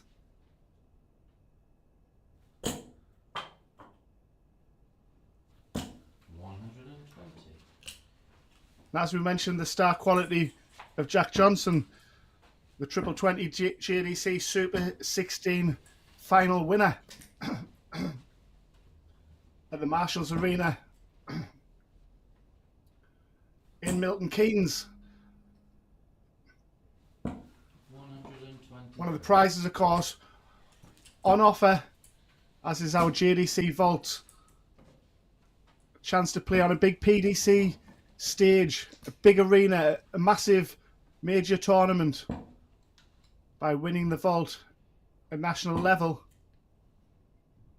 Playing the Morningside Arena in Leicester, the double in, double out in October. Of course, we have local and regional prizes. 60.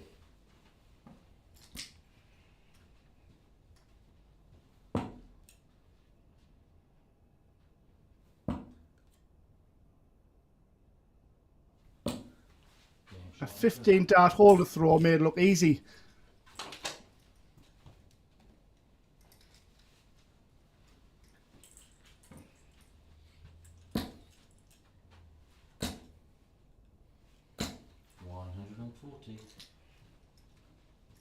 And as Darren highlighted the performance of Jack recently, well, this year, in fact, in particular, his progression has been eye-catching. And I've seen it with my own eyes. His averages are ramping up, his consistency's ramping up. And on pre-match interview, before round number 1, he was happy to be amongst this field, testing himself against the very best, and he doesn't look out of place one bit, does he, our Jackie boy? 95. He's not shy of confidence.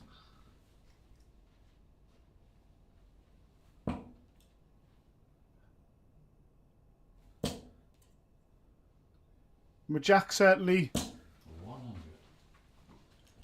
Breaking his ice in terms of junior darts championship form by winning on the big stage, as mentioned, at the Marshalls Arena. Turgel got off the mark on the JDC Advanced Tour a few weeks back and almost went back to back because he was our event 6 winner on the Saturday, second event on Saturday, and had a run all the way to the final of event number 7 the early part of Sunday afternoon. And that's backed up many quarter-final, semi-final performances.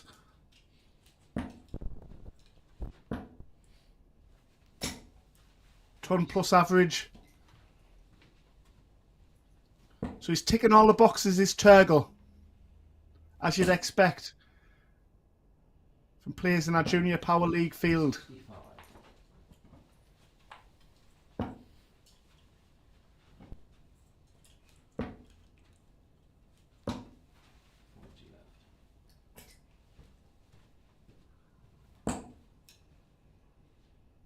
Wrong side of the wire, so Jack will be back for tops to get off the mark. 90. Game shot. Brilliant take there from Jack Johnson, and from a player who currently sits, again, as we mentioned, it's very early stages. He's rock bottom at the minute, yet to get a point. -9 leg difference, but Turgel hasn't got a point either on -6. He's one place ahead of him. So something's got to give in this fixture. Unless we get a draw, of course. Which both players will be pleased to get off the mark. But it's a winnable match for both players, this. 99.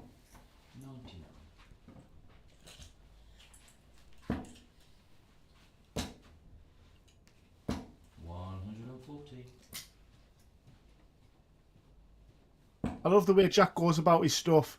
And Turgel, more methodical at the hockey, but equally as classy. And when you see him play the likes of Jack Nankervis, Turgel just doesn't get flustered one bit or reacts to the pace. He addresses the board, and every dart replicates in a beautiful flowing manner.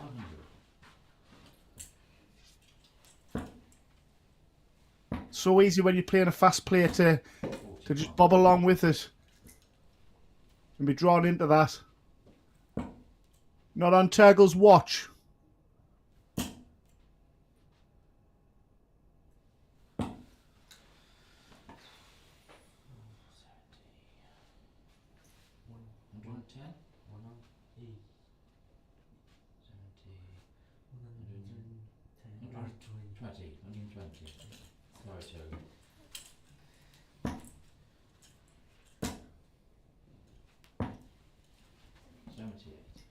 Turgel won the opening leg with a 15 darter, and he wins the third leg of the match with a very solid 16 darter.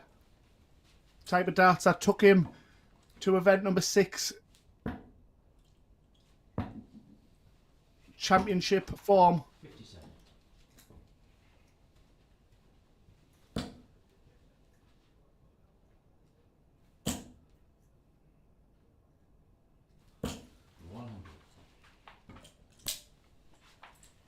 Only a ton, so Jack will be relieved with that as he responds beautifully.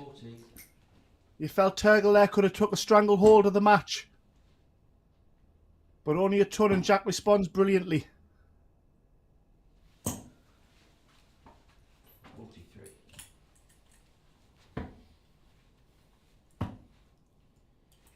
As mentioned in the JDC Advanced Tour, it was Saturday where Turgel made the breakthrough in late March. 59. And as for Jack, it was Sunday where he made his massive inroads of the 2025 campaign, because event number 7 we saw Jack reach the semi-finals of that. And that's his best efforts to date in 2025. There were certainly signs of life on the Saturday, reaching the quarterfinals. 41. And Turgel, like I say, followed that up beautiful by reaching the final of event number 7. Event number 7, of course, and 8 was won by Jack Nankervis, and you can see why, as he produced a stunning 5-1 victory today. And a 167 to put the cherry on top of that performance.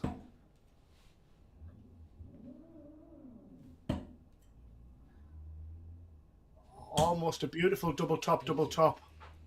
Didn't like the lie of that one. And Turgel on tops and tens 68 is usually rock solid. Got 2 darts at tops for this one though. Well, he needs a 1, and he holds a 3-1 advantage over Jack Johnson, averaging 83.78. You feel Jack's going to have to be in the 90-100 range from here on in if he's going to get anything from the match, because Turgel can operate at this kind of average 24 hours a day.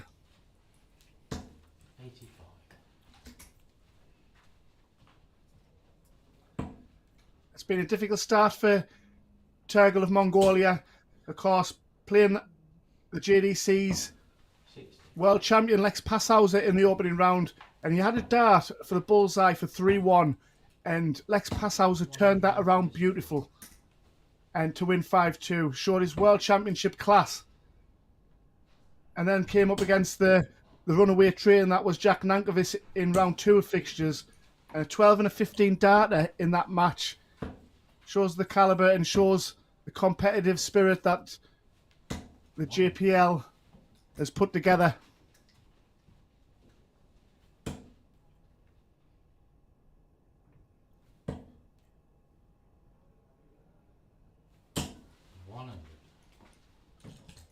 Well, this is an opportunity to break back for Jack Johnson. Brilliant darts from him to be on 182 after 9. 135. A Super 2 treble visit. This is a great response from Jack.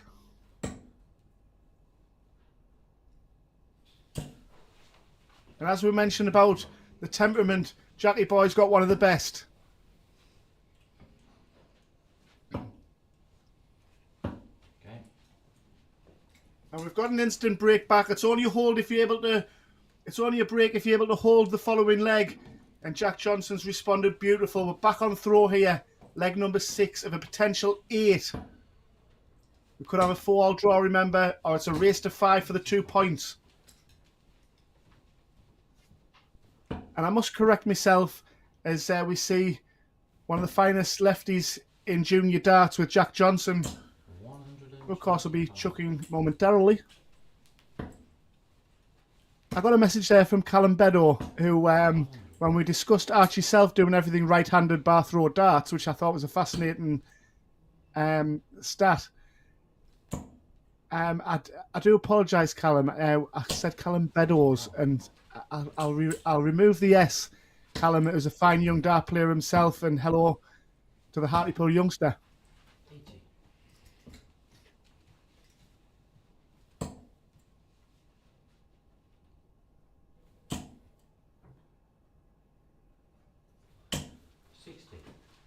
So, pivotal point of this match now. Will we see a 3-all game, or is Turgel going to restore his 2-leg advantage and go one away and throw for the match? Brilliant from Jack Johnson once again. We said he needed to average in the 90s to a ton to get back in this one. He's doing just that. He's up at 77 with a blink of an eye. 105.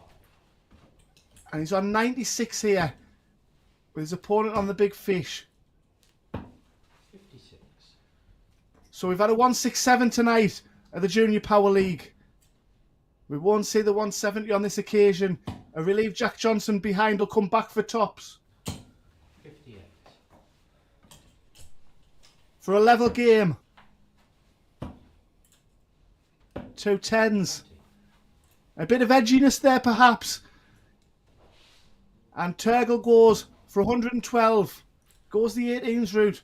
So he needs treble 18 for tops.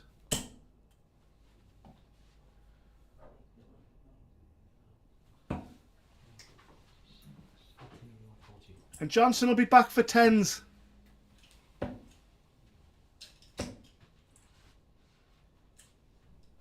Has to move further along. Oh, that was a difficult dart.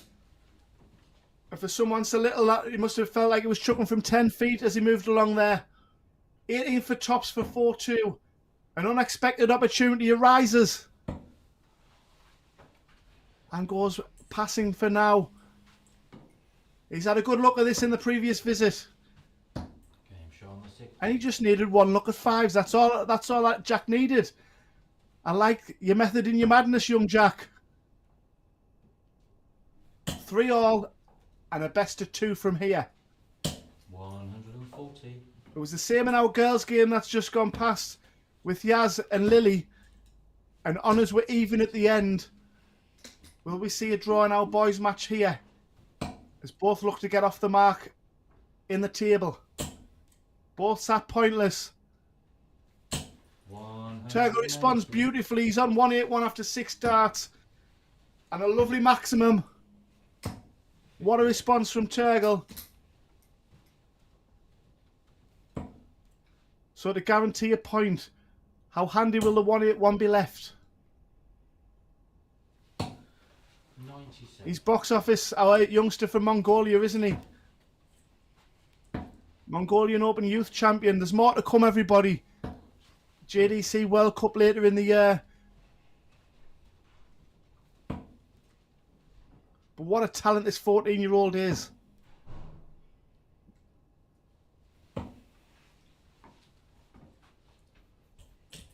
Great board management to just set up tops when he comes back. Just flexing his muscles at the minute. It's Jack with a 180. Can't even leave a finish, but I'll certainly take confidence in that going into the next leg. The final leg of the match. It looks like a good marker. And that 180 just gave Turgel food for thought. 38. unable to go back to back with a strong 2 treble visit to pressurise the 20. And as expected, rock solid on tops and 10s is Turgel. Brilliant leg from him. With all that excitement, Turgel was going to try and nick the advantage there. You little tinker. 85.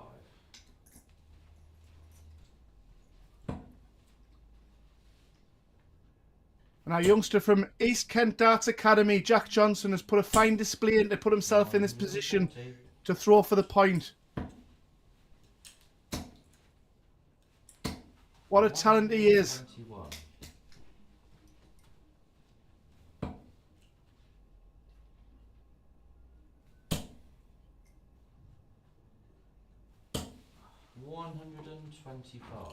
Going into the JDC Advanced Tour tomorrow, I put Jack Nankervis and Turgel as my 2 front runners. And of course we've got Brian Branley still to come, our last match of the night. Of course he's up there, as well as Archie Self and Mitchell Lawrie, who's still to come. The talent's everywhere, folks. JDC Advanced Tour and the JPL. The cream of young darts. 135. What a leg to conclude this match.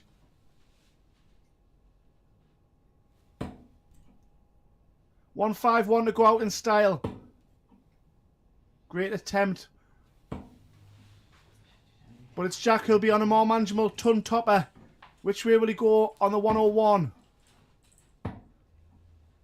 2 12s will secure their point. Oh, he's had a dart at it. And Turgel's back for 56. To really twist the knife.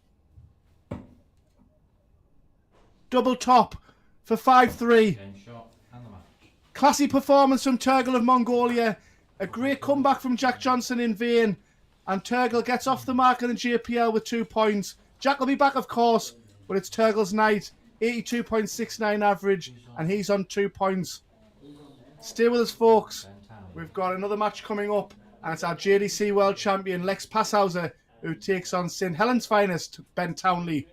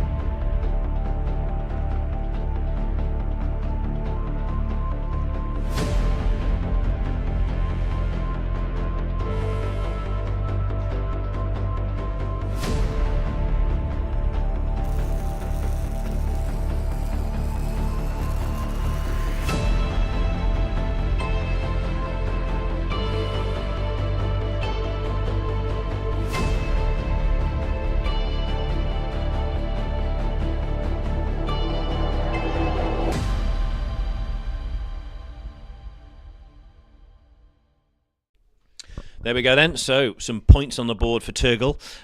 We do have chats for Turgel, but he's still learning the language, so learning his English, and fair play to him for doing that. So a steady performance. Unlucky there, Jack Johnson.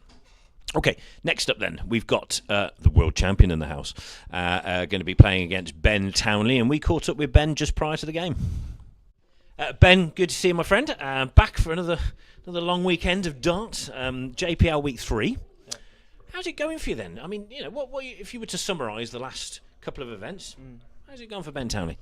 Well, last JPL fixture, I think I suffered bad. I had a double left in every single leg. I didn't get a go at. I had to go at 2 of them. But Mitchell was just unreal on his finishing. So, and then Saturday and Sunday wasn't so great. Didn't play my best stuff, but let's forget about that now. You have to, yes, of course. And you obviously are a greatly talented player. You wouldn't be stood here, would you, really? So how do you prepare for that? If you've had a bit of a poor performance.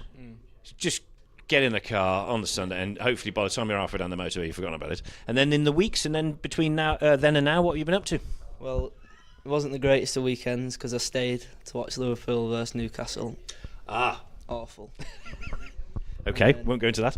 And then darts, I sort of had maybe a week or two off from playing completely. Maybe 10 minutes practicing, but then I just put them down. And I come back. I think I played 3 comps last weekend. I won 2 and got to the final of the other. So can't argue with that. Playing my alright stuff at the minute, which is good. Sometimes you probably just need maybe to take a bit of time out. And maybe those that are watching and a lot of the youngsters that are playing, feel you've got to keep going at it all the time. Because you play that many matches, well, I guess that's a sort of practice in itself almost, isn't it? Yeah. So in comps and stuff, it's not like straight knockout like it is here, so you're getting more practicing, especially for people who are just starting. So I prefer groups over straight knockout most of the time. JDC's ruthless though, isn't it? Yeah. But then there's a lot at stake, isn't there? I mean, there's a lot of prize money, a lot of things to qualify for, and we've got some good news to tell everybody later as well. I'll tell you about that in a bit. Ben, it's been great to see you. Week 3, let's see how it goes. And you're up against our world champion, aren't you? Yeah, Lex. And let's see how that pans out, and hopefully you'll have a better weekend. Yeah, you got old Lex there. Yeah. I wish you luck for the weekend as well. Thank you. Right then, ready for the next one. Boys are in there warming up. You can hear the clunking of the tungsten. A bit of a mid-table scrap, this one. 2 points each. Let's see who comes out on top, or maybe another draw. Carl, when you're ready. Thank you very much, Darren, and very much looking forward to this one, as I have done every match thus far tonight. It's our penultimate boys match of the night. Game number 6 of 8. We've still got one more girls match to come after this, and our final match of the night in the boys, but let's concentrate on the present. JDC's world champion takes on the ever-improving Ben Townley.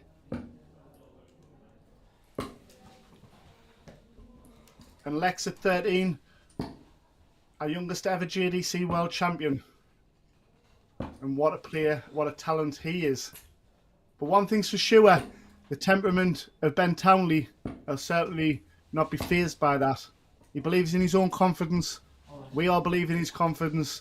Sit back and enjoy this one. It's going to be a cracker as well. It's Lex to throw first.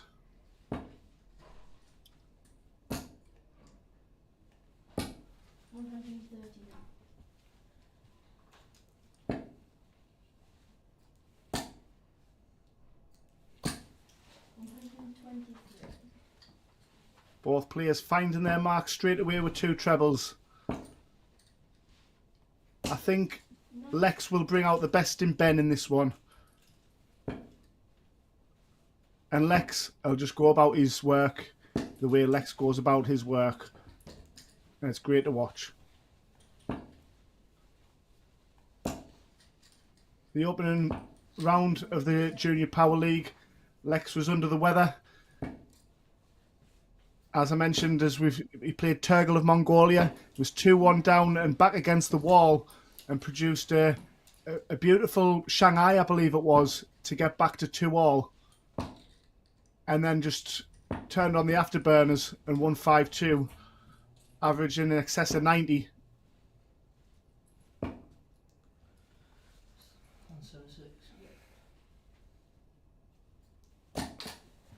And then he fell in round number 2 of fixtures, and that was, to my eyes, was the performance of the night from Lewis Cook. And he was beaten fair and square in that one, and a beautiful 14 darter to hold his throw. World Championship kind of 4-man stuff, everybody. But yes, he was beaten fair and square in that one, and as for Ben, he mentioned he had darts, so the scoreline didn't represent his performance in losing 5-0 to Mitchell Lawrie last week. And that reversed a 5-0 result in his favour in the opening round of fixtures, where he beat Lewis Cook. 2 qualifiers went head-to-head of the final match of the night. Of course, Ben being our second qualifier, as well as Lewis. 1 qualifier in the girls, which of course was Lily Wheeler. And that was all prior to our opening round of fixtures of the night. So having had that highs of qualifying and then had to wait the 3 or 4 hours or so before they got their opportunity. And Ben responded with a 5-0 victory, so fair play to him for that.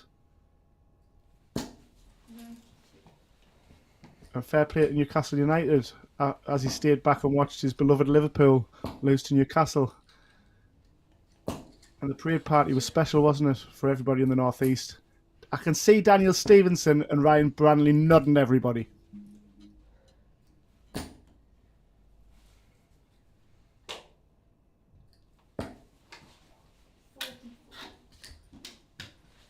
And you, Chris Dobie, as well. I haven't forgot you. So, with an opportunity to break here, he's not far behind in the pitch count, but he's at the board now as Lex Paeshuyse. And how's he not found a treble 20 from there? A very tight 60. And it opens the door once again for Ben, who's taking full advantage.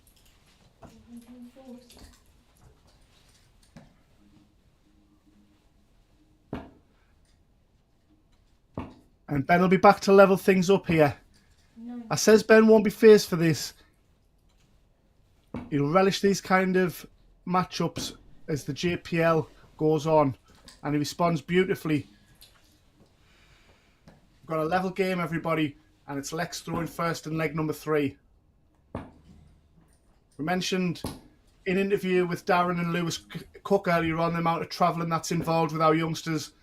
And of course, with Lex travelling over from Belgium, there's a lot of commitment and a lot of travel involved. But the healthy rewards if you're a JDC World Champion makes the travel a little bit more comfortable going there and back.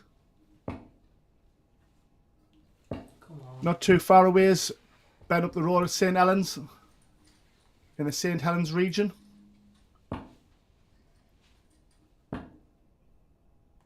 A few good dart players from around that neck of the woods, isn't there? Michael Smith and Chizzy.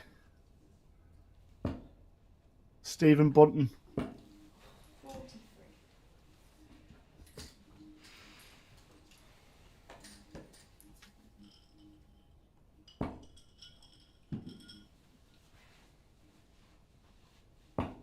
Fifth versus second in the table. Who's going to advance to 4 points? It's so tight, the table already.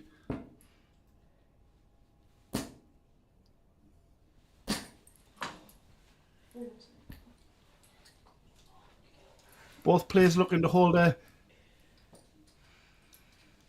advantage of throw handily. And you just feel that Lex here might take advantage of that slip.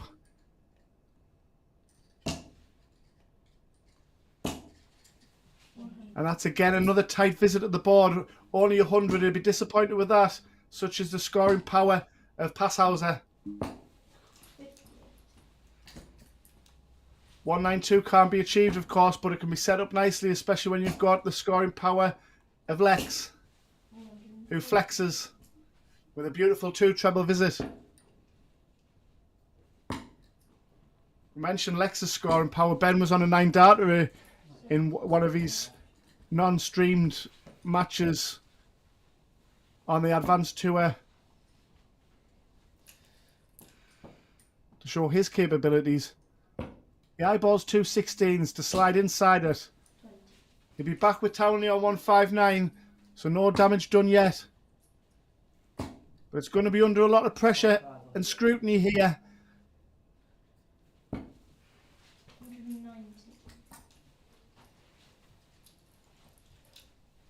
2 16s. Big dart in the context of the match. And that looks awkward. Doesn't get much easier with the second. And it proved to be the case with the third. So Ben Townley with that 2 treble visit has done fantastic to get this opportunity. An unexpected one. And he takes full advantage of it. And we've got our first break of the match. Ben Townley leads 2-1 and he's thrown first in leg number 4.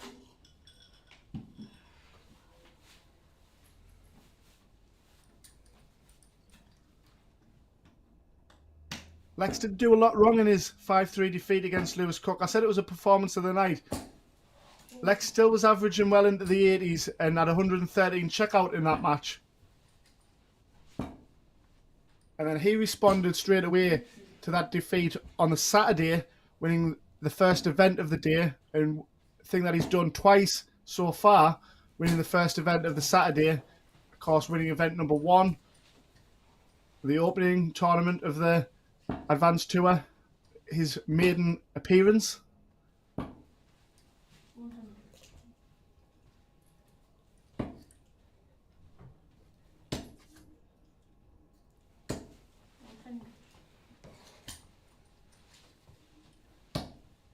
Lex, following them consistent performances, sat second currently in the order of merit for the Advanced Tour. And 5th currently in the JPL. And like in his opening match, his back's against the wall here with his opponent playing lights out. When you're a world champion, you've got a target on your head. And I love his attitude and his response to pressure. The big fish, will it be reeled in from Townley? Oh, how unlucky was that? Brilliant darts from Townley. Very unfortunate not to get a shot at the ball. And Paeshuyse's back on a more manageable 1-2-6. 419s required. There's one of them. Bullseye required. Beautiful second dart to go over the top. Lofted it beautifully. And we saw the bullseye secured with a 167 of Jack Nankervis earlier on. Paeshuyse, that would have been a very flashy 1-2-6. But Townley takes out 50 in very unorthodox manner.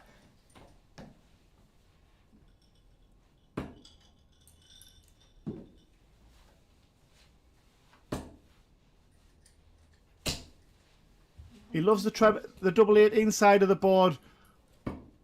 But that happy accident left him next door on double 4, and he made no mistake in doubling his advantage to 3-1.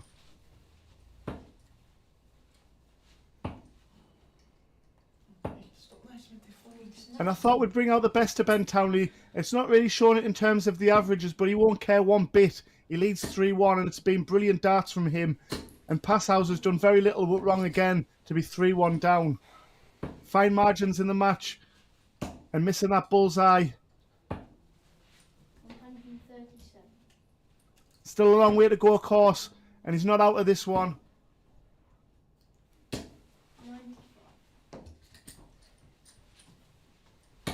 Opportunity arises for Ben Townley, though, to go on to 4 points. Opportunity arises for our players around the country at the JDC Vaults. Opportunity arises with 64 players instead of 32 of the JDC Advanced Tour. What a time to be playing darts as a youngster.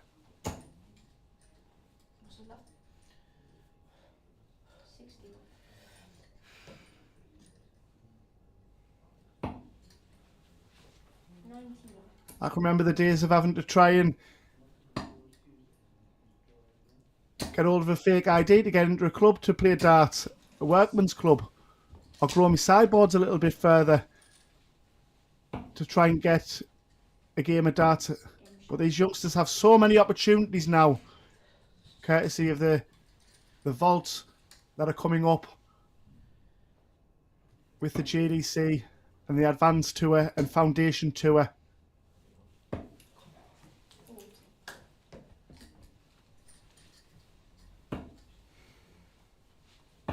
Winmau and Red Dragon doing fantastic work with our youngsters. Of course, Ben Townley is part of Winmau Team 360. We'll be very pleased with their youngster, the work he's done so far tonight. Here at the JDC Centre of Excellence in Coventry.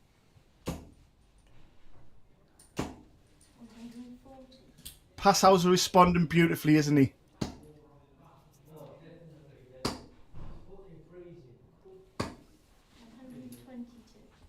Ben has had some consistent darts on the JDC Advanced Tour. He's down in 15th. He's certainly a top 10 player to my eyes. But again, as we've only had 2 weekends, 8 events so far. Of course, events 9 and 10 on Saturday from 11 AM, folks. Join us on our Facebook and YouTube platforms as we've got a Fun Fest day of Tungsten in Coventry, one after the other. And our girls' final as well, the back end prior to our boys' final.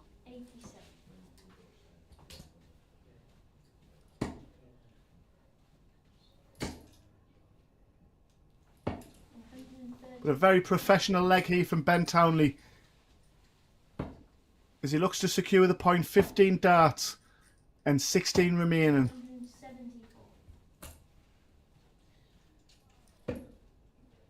For a point. Getting closer. His opponent mirroring his attempt here on 16. And he's going to get that attempt because Ben Townley is unable to secure it at that visit. And we could have a level game of 3-all here. Paeshuyse, eyes alight. 2 fours. He's chasing it around the board and he's come up dry. Drama here in Coventry. Double 4 secures the point. And there's Ben Townley's reaction with a strong come on. He wasn't expected to come back to the board in that leg. And he was gifted the opportunity and takes full advantage of it. It's 4-2. And Paeshuyse needs to win out from here if he's going to advance to 3 points himself and stay ahead of Ben Townley in the league table.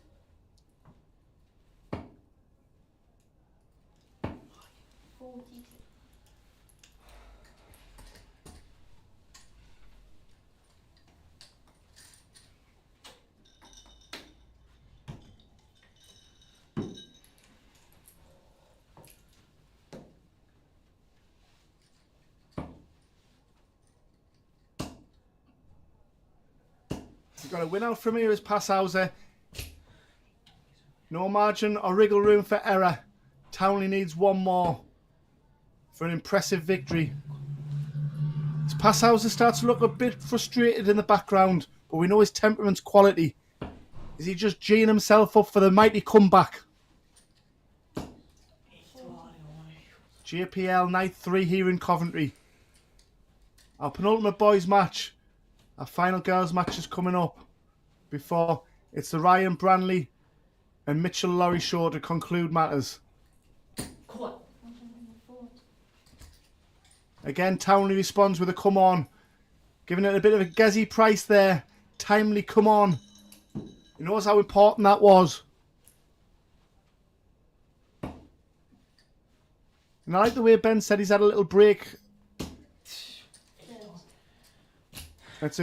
When you look at players that get a bit overcooked, Ben seems like he's got a great head on his shoulders and good team around him.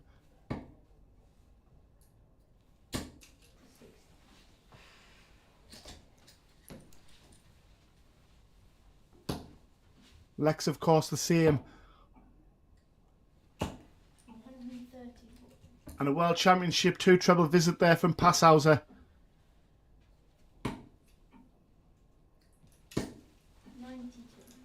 Another player to take advantage of playing out on the biggest stage of all at the Alexandra Palace when he became world champion with a 5-1 victory over Daniel Stevenson. JDC vaults are coming. Robbie at juniordarts.com for further information. For the match 1 at 118. He hasn't got Lex Paeshuyse's number on this occasion. So 56 going for Paeshuyse to go within one of the point.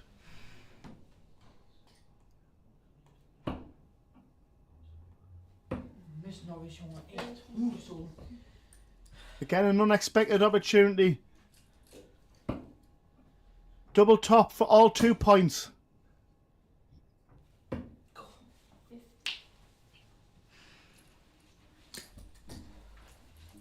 Match starts missed, and Paeshuyse breathes a sigh of relief for now. He knows how important this is. Takes his time lovely and secures the double 10. We're going the distance, everybody. Anyone's guess where the points are going?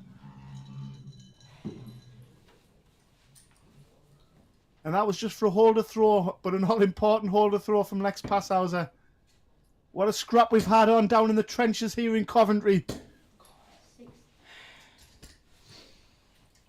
Ben, who secured his JDC Advanced Tour card through qualifying school, qualified for the JPL, shows his grit and determination, his resilience, and it's been tested at the full against our world champion.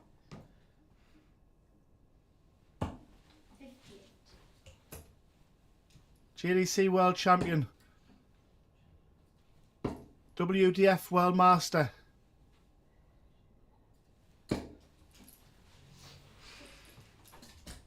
Beaten in the final of the WDF World Open final against Mason Tees, who we're likely to see tomorrow, a player who's flying high in the rankings. Ben's leading the cream of the JDC, and he's doing a fine job at it. He still holds the advantage up until now. Needs a treble somehow. Paeshuyse now has an opportunity to get his point. 10 behind, plus these. Not the visit that he was hoping for. And every time Lex has given him an opportunity, Ben's pounced all over it, whether that be on a double or a treble. Brilliant darts from Townley.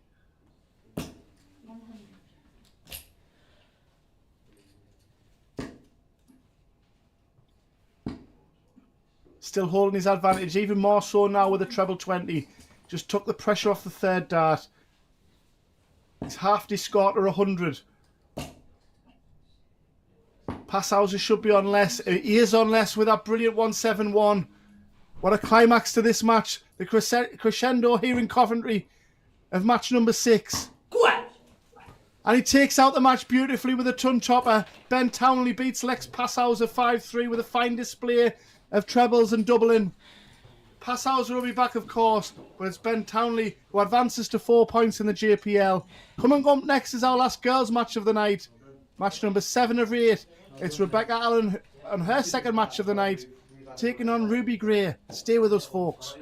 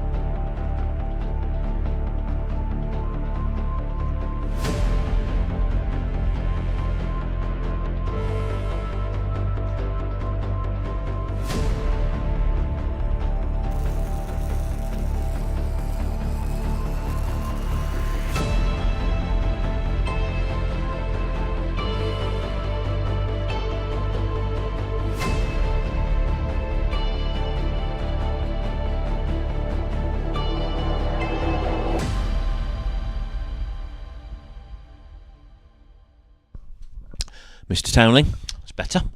Yeah, much better. 2 wins now, 4 points on the board. Not bad, yeah. Feeling good? Well, I mean, that's one of them games where I think we both, it was just airing the 43s, 45s, 140 ton. We picked it up at the wrong spaces, but I feel like after last time I was here, and I didn't get a shot at any double apart from one.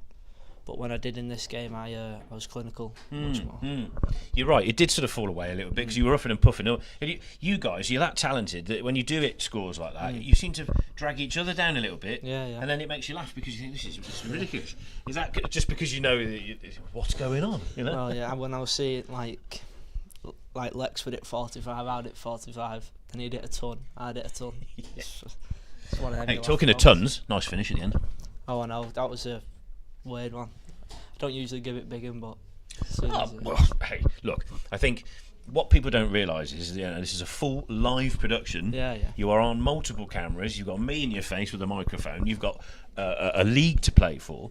A huge finals day that you want to be part of. So obviously, for those that don't know, the bottom 2 players don't go to finals day. So there's only 8 of you, and you carried yourself very well. So you must be pleased ahead of an advanced tour weekend.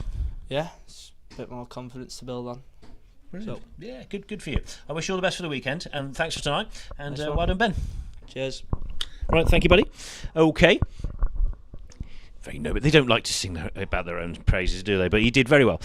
Okay, so we're going to bring on another game now with Rebecca, who's got to play twice tonight because of Paige being away. But we caught up with her opponent, Ruby, just before they started. Ruby, week 3, good to see you. You too. Good evening. We keep saying that. It's great, isn't it? Yeah. On a Friday night.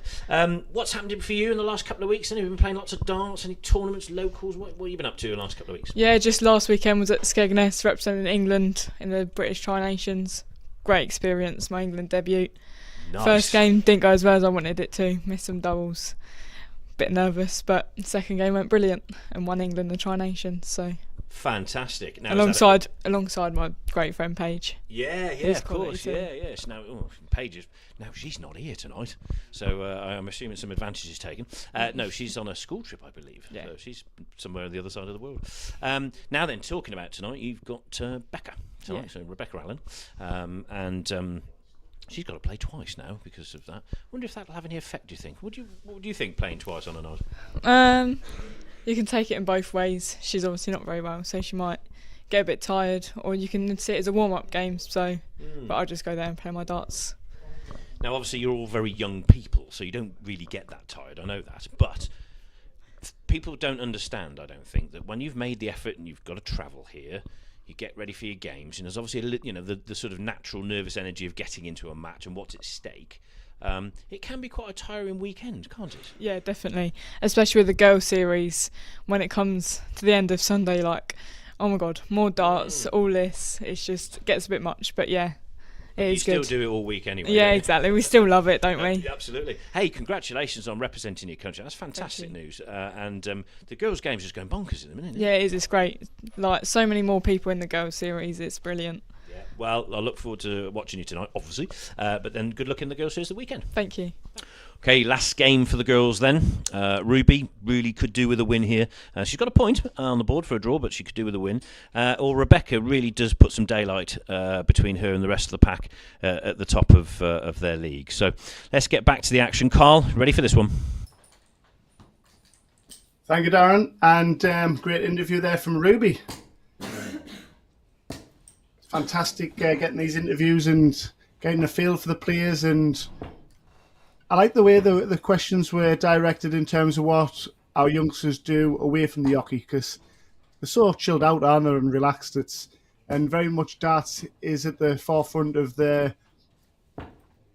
pastimes, and of course the international opportunities that they have now, but they do just enjoy to relax in between, don't they? And you can see that at the hockey, they're able to relax when they're playing the darts, and that's just a chilled out way of life that they perceive to have. Rebecca Allen, of course, who's not been too good tonight. She's been not too good, not in terms of her darts, but off colour, shall we say. She has chance, as Darren mentioned, to put daylight between her and the field, with Paige being away. She looks to move on to 7 points with a victory. Great start from Ruby, who's looking for her first win of the JPL series. Came up shy on opening night, 4-2 against Lexi-Jayne Roosby.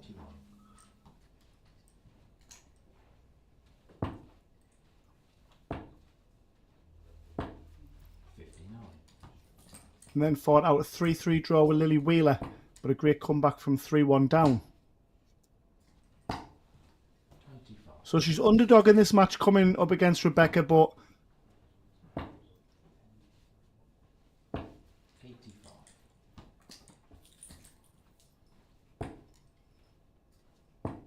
Rebecca will probably enjoy the slightly quicker pace than her opening match of the night. And she looks like the short break before getting back to her practice is working a treat. She's first to a finish on 136, but a brilliant 2 treble visit there from Ruby.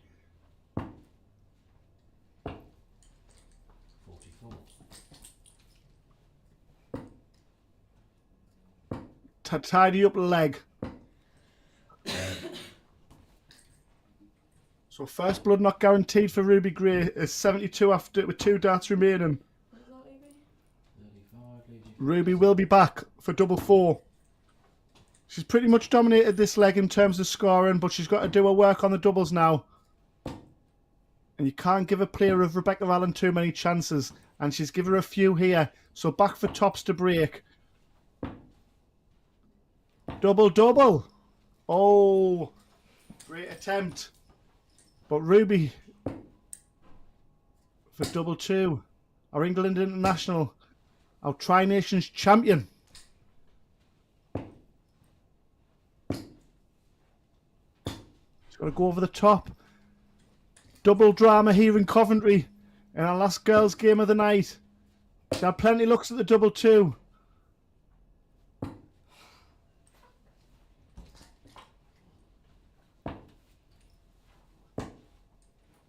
And Ruby will be back for her look at Madhouse to take the opening leg. And still Rebecca Allen with an opportunity. And what would be a breaker throw. They're both finding the wrong doubles.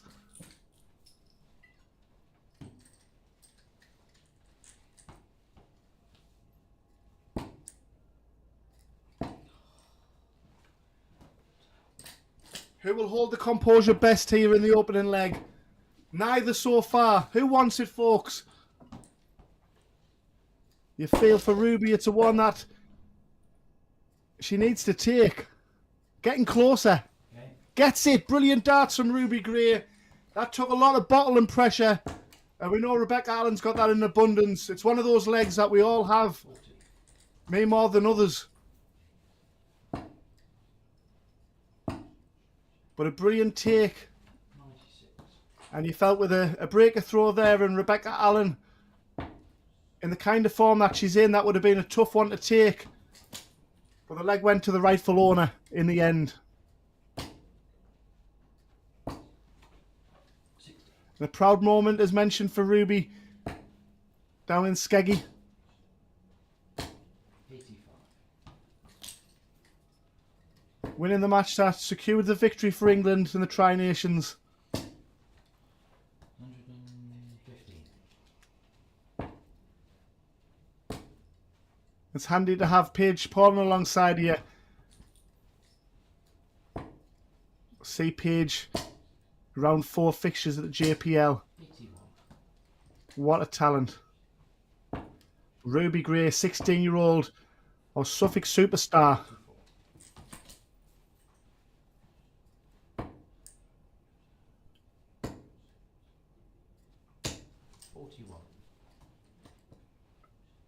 We saw Lexi-Jayne suffer with illness at last month of fixtures. Hospitalised more than one occasion. And Rebecca, it's not nice to see when people are under the weather. Battling on to the best of their abilities. 42. And a busy weekend ahead.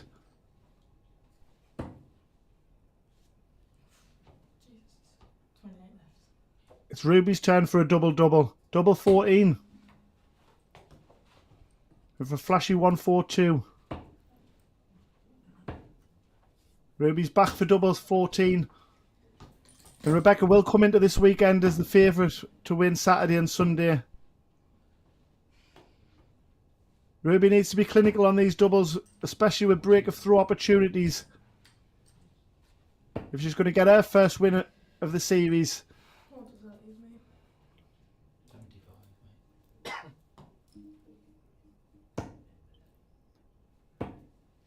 It's getting a bit messy, but can Ruby tidy this up?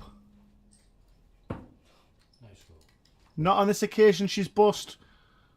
And Rebecca's on 50. Usually clinical on that side of the board, at the top of the board, and on double tens. For 2-0. Okay. This time, clinical on double two. What her first attempt is Ruby Gray.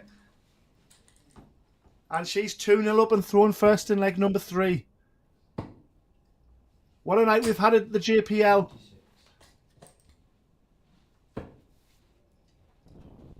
The curtain closer for the girls' game. And one more match to come. Mitchell Lawrie taking on Ryan Branley next. And if Rebecca's going to win out on maximum points, she's going to have to work hard from here. Because Ruby's scoring well.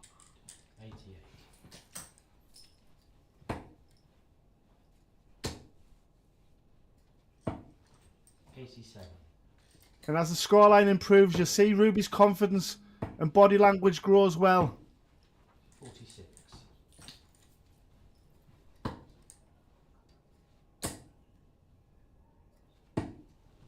59.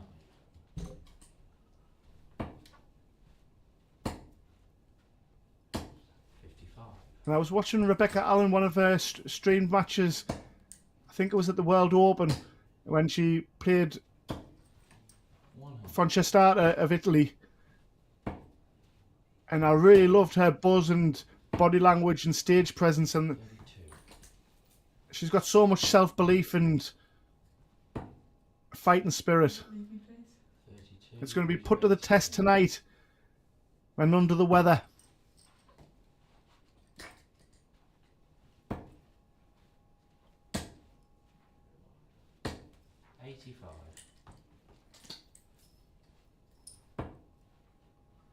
Double 4 for 3-0.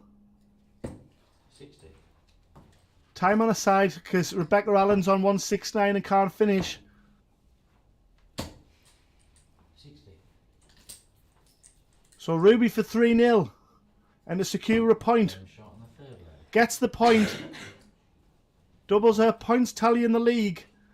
But she wants 2 points. She wants maximum points tonight to take advantage 85. of Rebecca Allen's drop in play. 96. And let's have it right. If it wasn't for that opening leg of missed doubles, the averages would be a lot higher for both players than what it is. So, not saying that Rebecca Allen's playing badly here. It's just that first leg was a very untidy one when it came to doubling. It happens to us all, as we say. And especially when you're under the microscope and platform and pressure 41. of the JPL. These girls are brilliant at demonstrating their A and B games, but it can't work like that all the time. The fountain of youth. 45.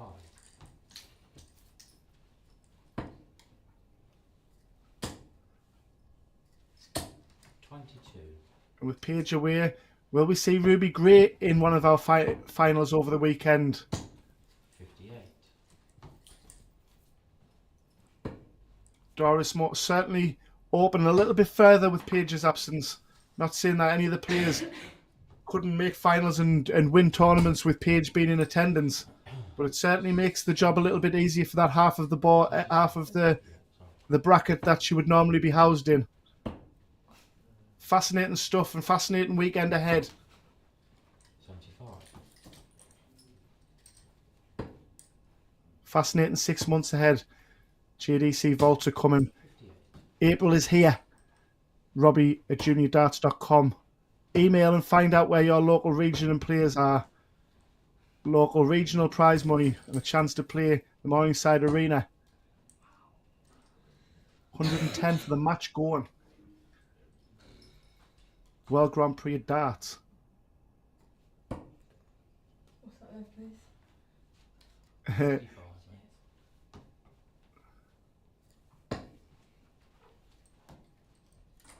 And having a smile and a giggle takes a bit of pressure off you when you're doing things like that, when you do something like that, I feel. She'll be back for the 57 to secure a first win of the JPL. Here we go, Ruby Gray. Is it your night tonight? 37. Not on this occasion. What does that equal? 17. scored leaves you 49, mate. So double 10 coming back for 4-0.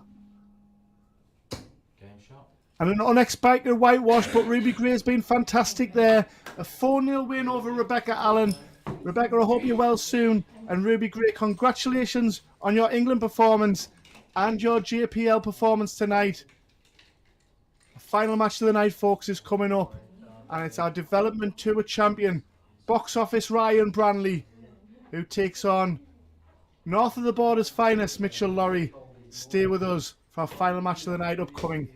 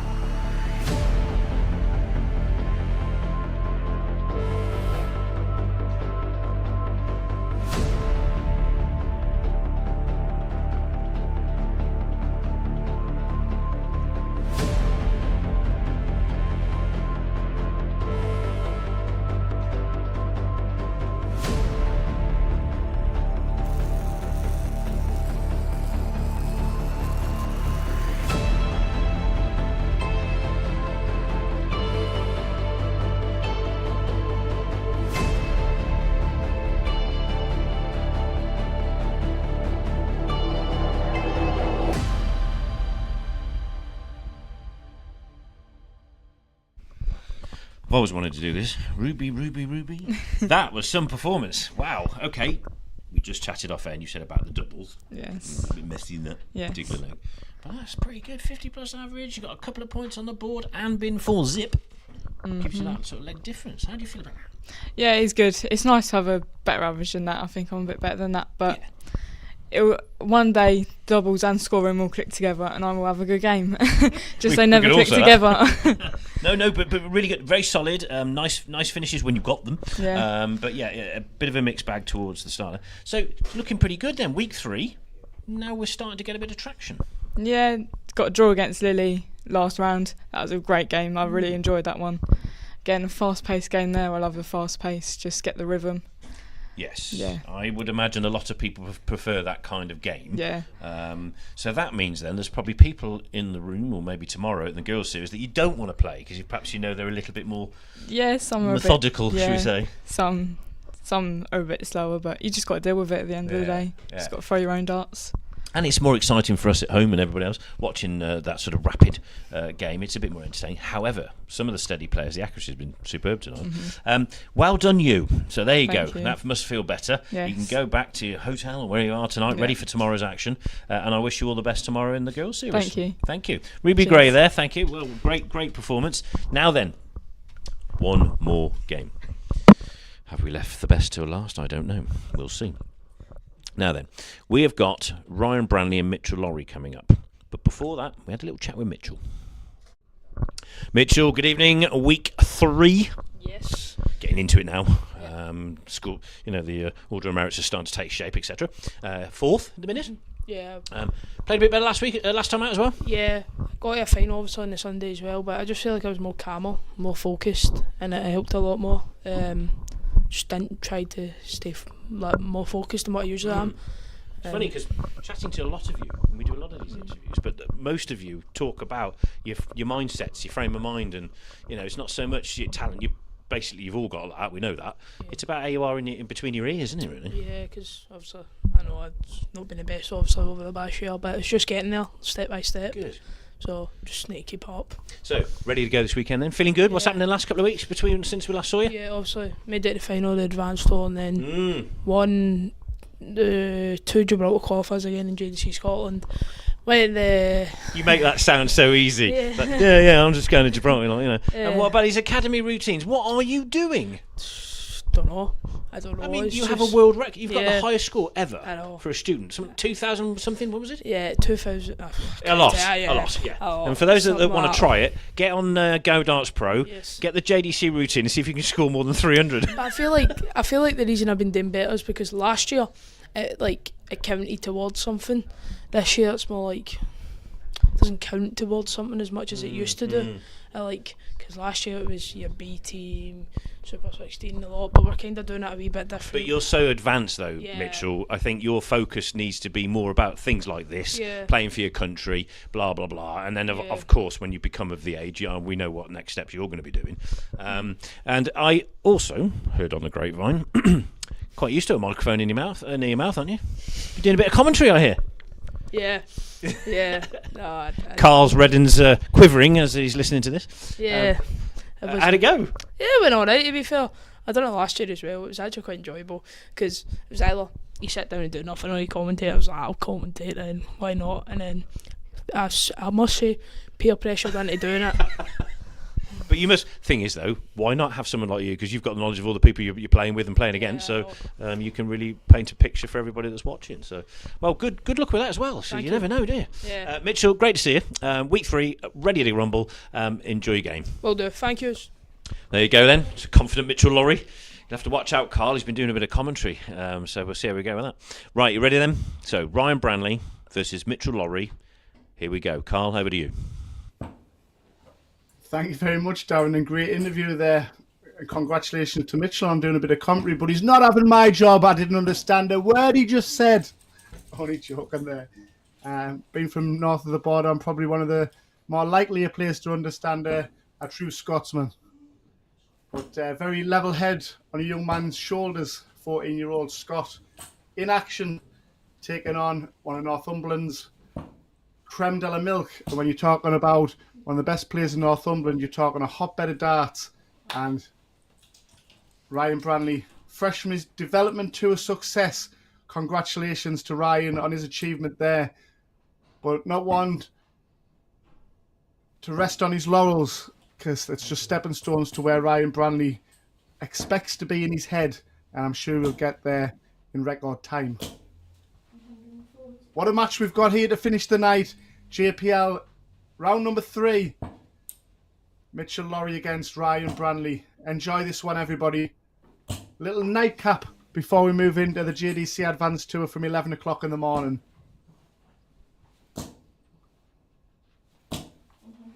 There's our first maximum. That's came from commentator Mitchell.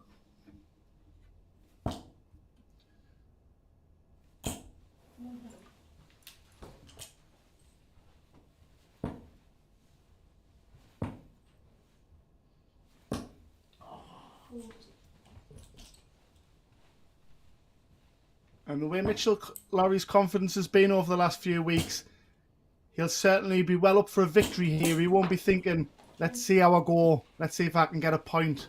He'll believe, as we mentioned in between, what goes on between the ears, he'll believe he can win this one. And you've got to have that mentality from a young age upwards if you're going to be successful in one-on-one combat at the hockey.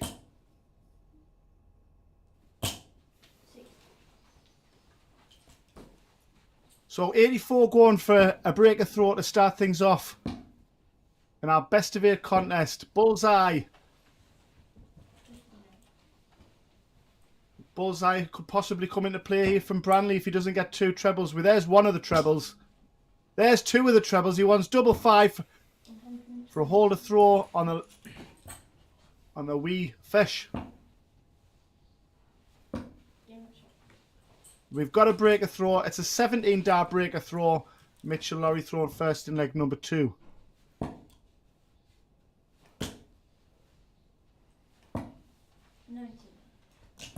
And a very fast out of the traps, as you need to be for Mitchell Lawrie, because like you say, Branley's on fire at the minute. Event number 2 and 3 champion on the Advanced Tour. He leads the way after 8 rounds of play there, with the likes of Lex Paeshuyse, Archie Self, Jack Nankervis, of course, is third. Turgel's 4th. Archie 5th. We've got Mitchell down at 9th. But still, great inroads he's made. And when we mentioned the bull opportunity he had to win the opening leg there, he was 4-0 down on event number 8 final to Jack Nankervis. And of course, we've seen the pace and repetitive treble pounding that Jack Nankervis produces. And he clawed his way back from 4-0 down to 4-all. Check that one out on our YouTube and Facebook platforms. The back end of event number 8, that was 4-0 to 4-4, and in winning leg number 8 in that final, I recall there that it was a 1-6-4 checkout on the bullseye under pressure to make it 4-all. So what resilience he showed to make that a brilliant final when it looked like it being a one-sided display as Nankervis went back to back. What a night it's been so far. And the cherry on top is Branley and Lawrie.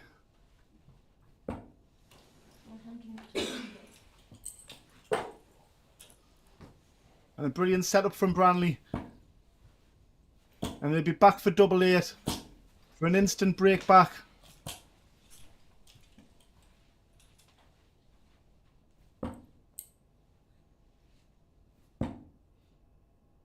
Nice marker.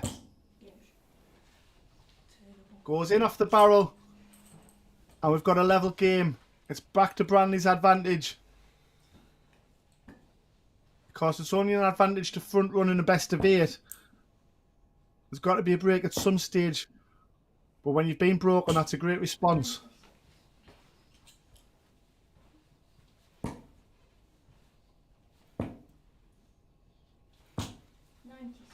And when we mentioned the players there at the top of the JDC Advanced Tour, and Mitchell Lawrie being 9th, the top 5 are all JPL players.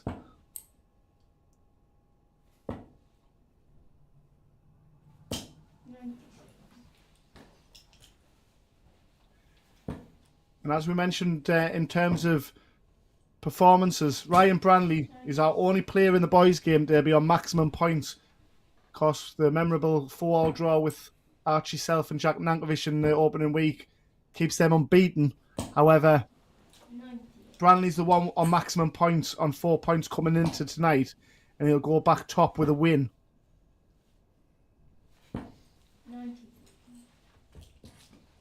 And the 5-3 victory, of course, that's backing up a 5-0 win over Jack Johnson on opening night. But the 5-3 win against Jaden Walker, it was a bit out of sight early doors, and to come back and win that match ugly 5-3, but it was an ugly win with a 90.7 average. So it just shows he can make a 90 average look scrappy. It shows how talented Ryan Branley is. It looked nothing like a 90 average to my eyes. I was quite surprised, but what a player. Double top required for a ton topper. That was close, wasn't it? Nearly got it. I thought we were playing a game of loopy there, Mitchell. Makes this one awkward. He wants the bullseye. And he was digging himself a deeper hole there, was Branley, once he went astray on the first straight dart. Mitchell Lawrie, double 10. I fancied that one. He's got great composure, controlled aggression at the doubles. And we've had 3 breaks to throw so far in our last match of the night. He's halfway to a point. And to halt Branley's winning run.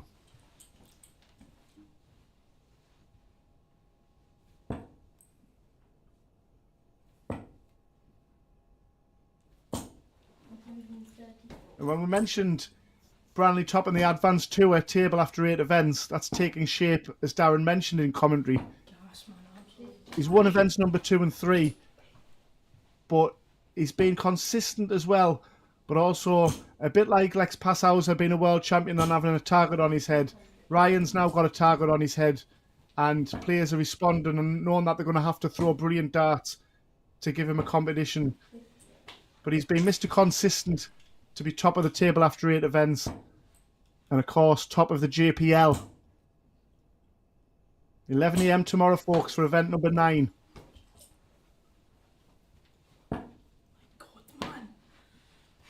Mitchell Lawrie will be there. Ryan Branley will be there. Great breakthrough for Mitchell making that final.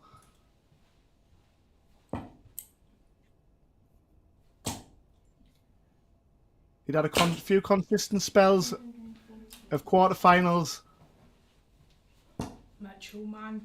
in a few of the previous events. That was a nice breakthrough that from Mitchell, but it was a one that you could see he was taking in his stride. He believed he belonged, or belongs, shall we say.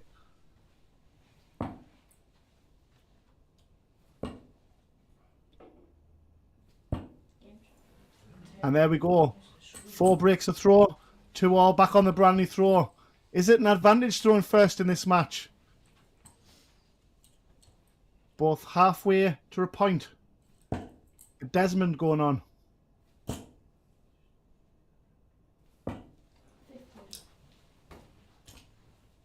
at 16 to be a development to a champion. And I was speaking to a dart friend earlier on in the week,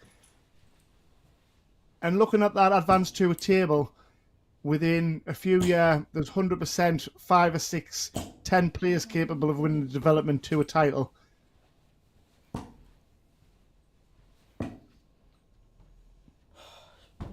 Such is the talent of the JPL and the Advanced Tour.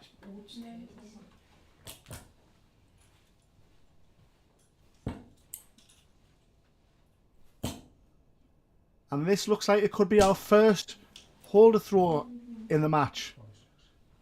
It's a brilliant setup there from Branley. But our gritty Scott responds. And I love the way he says, I'd only be sitting around, and what experience it is to be behind the microphone doing a bit of commentary. Confident young man.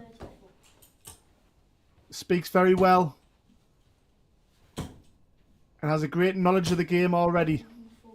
Nearly a second maximum there for Lawrie.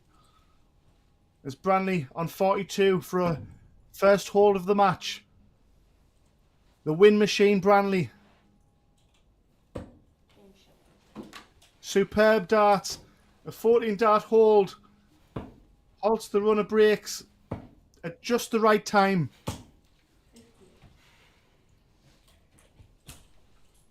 And will Branley strike now in Branley fashion?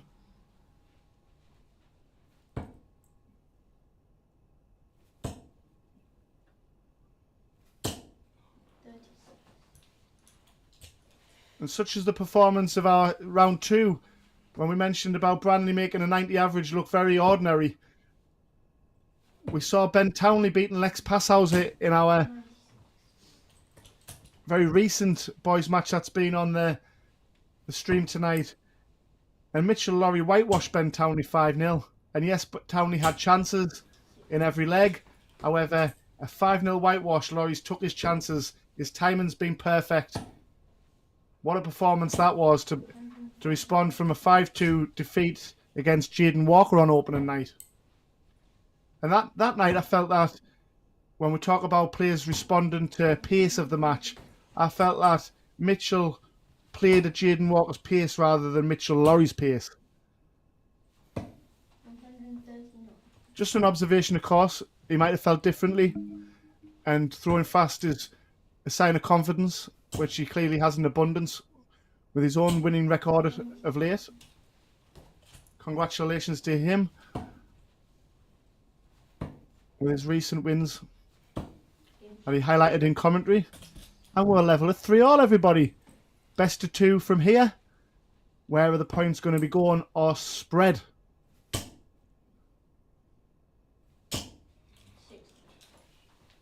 Early April darts with the JPL and JDC Advanced Tour this weekend. Early April. We're close to the JDC Vault. Get on board, robbie@juniordarts.com.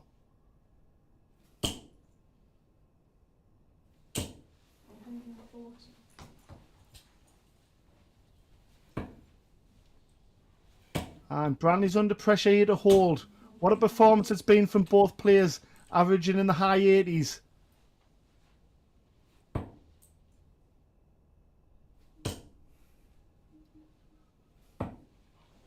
What a climax to our Friday night in Coventry.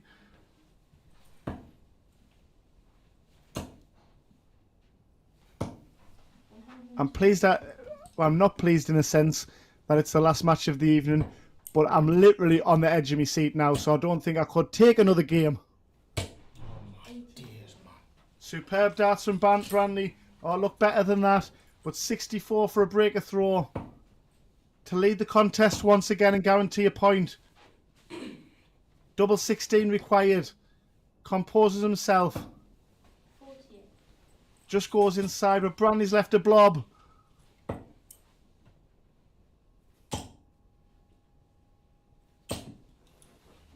The 16's under pressure. But this man eats pressure for breakfast alongside his haggis.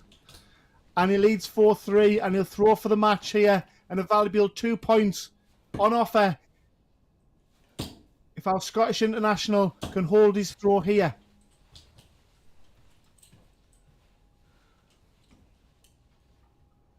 Every time Mitchell Lawrie's led, Branley's responded with a breaker throw.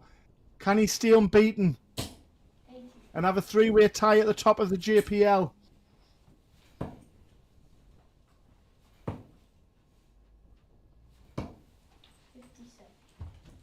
Close, but comes up dry on the trebles. This opens up a big score from Branley here needed. There's one treble. There's two trebles. Luke Littler-esque on the 18s. Rob Cross-esque on the 18s. Branley showing his champion spirit. What a weekend we've got in prospect here. 11 o'clock for event number 9.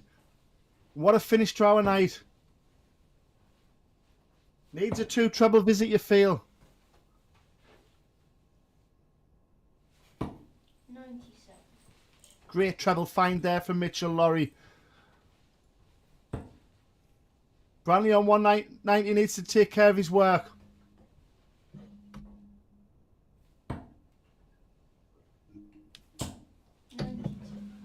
Utilises the 18s beautifully again. Dennis Priestley-esque this time. 77.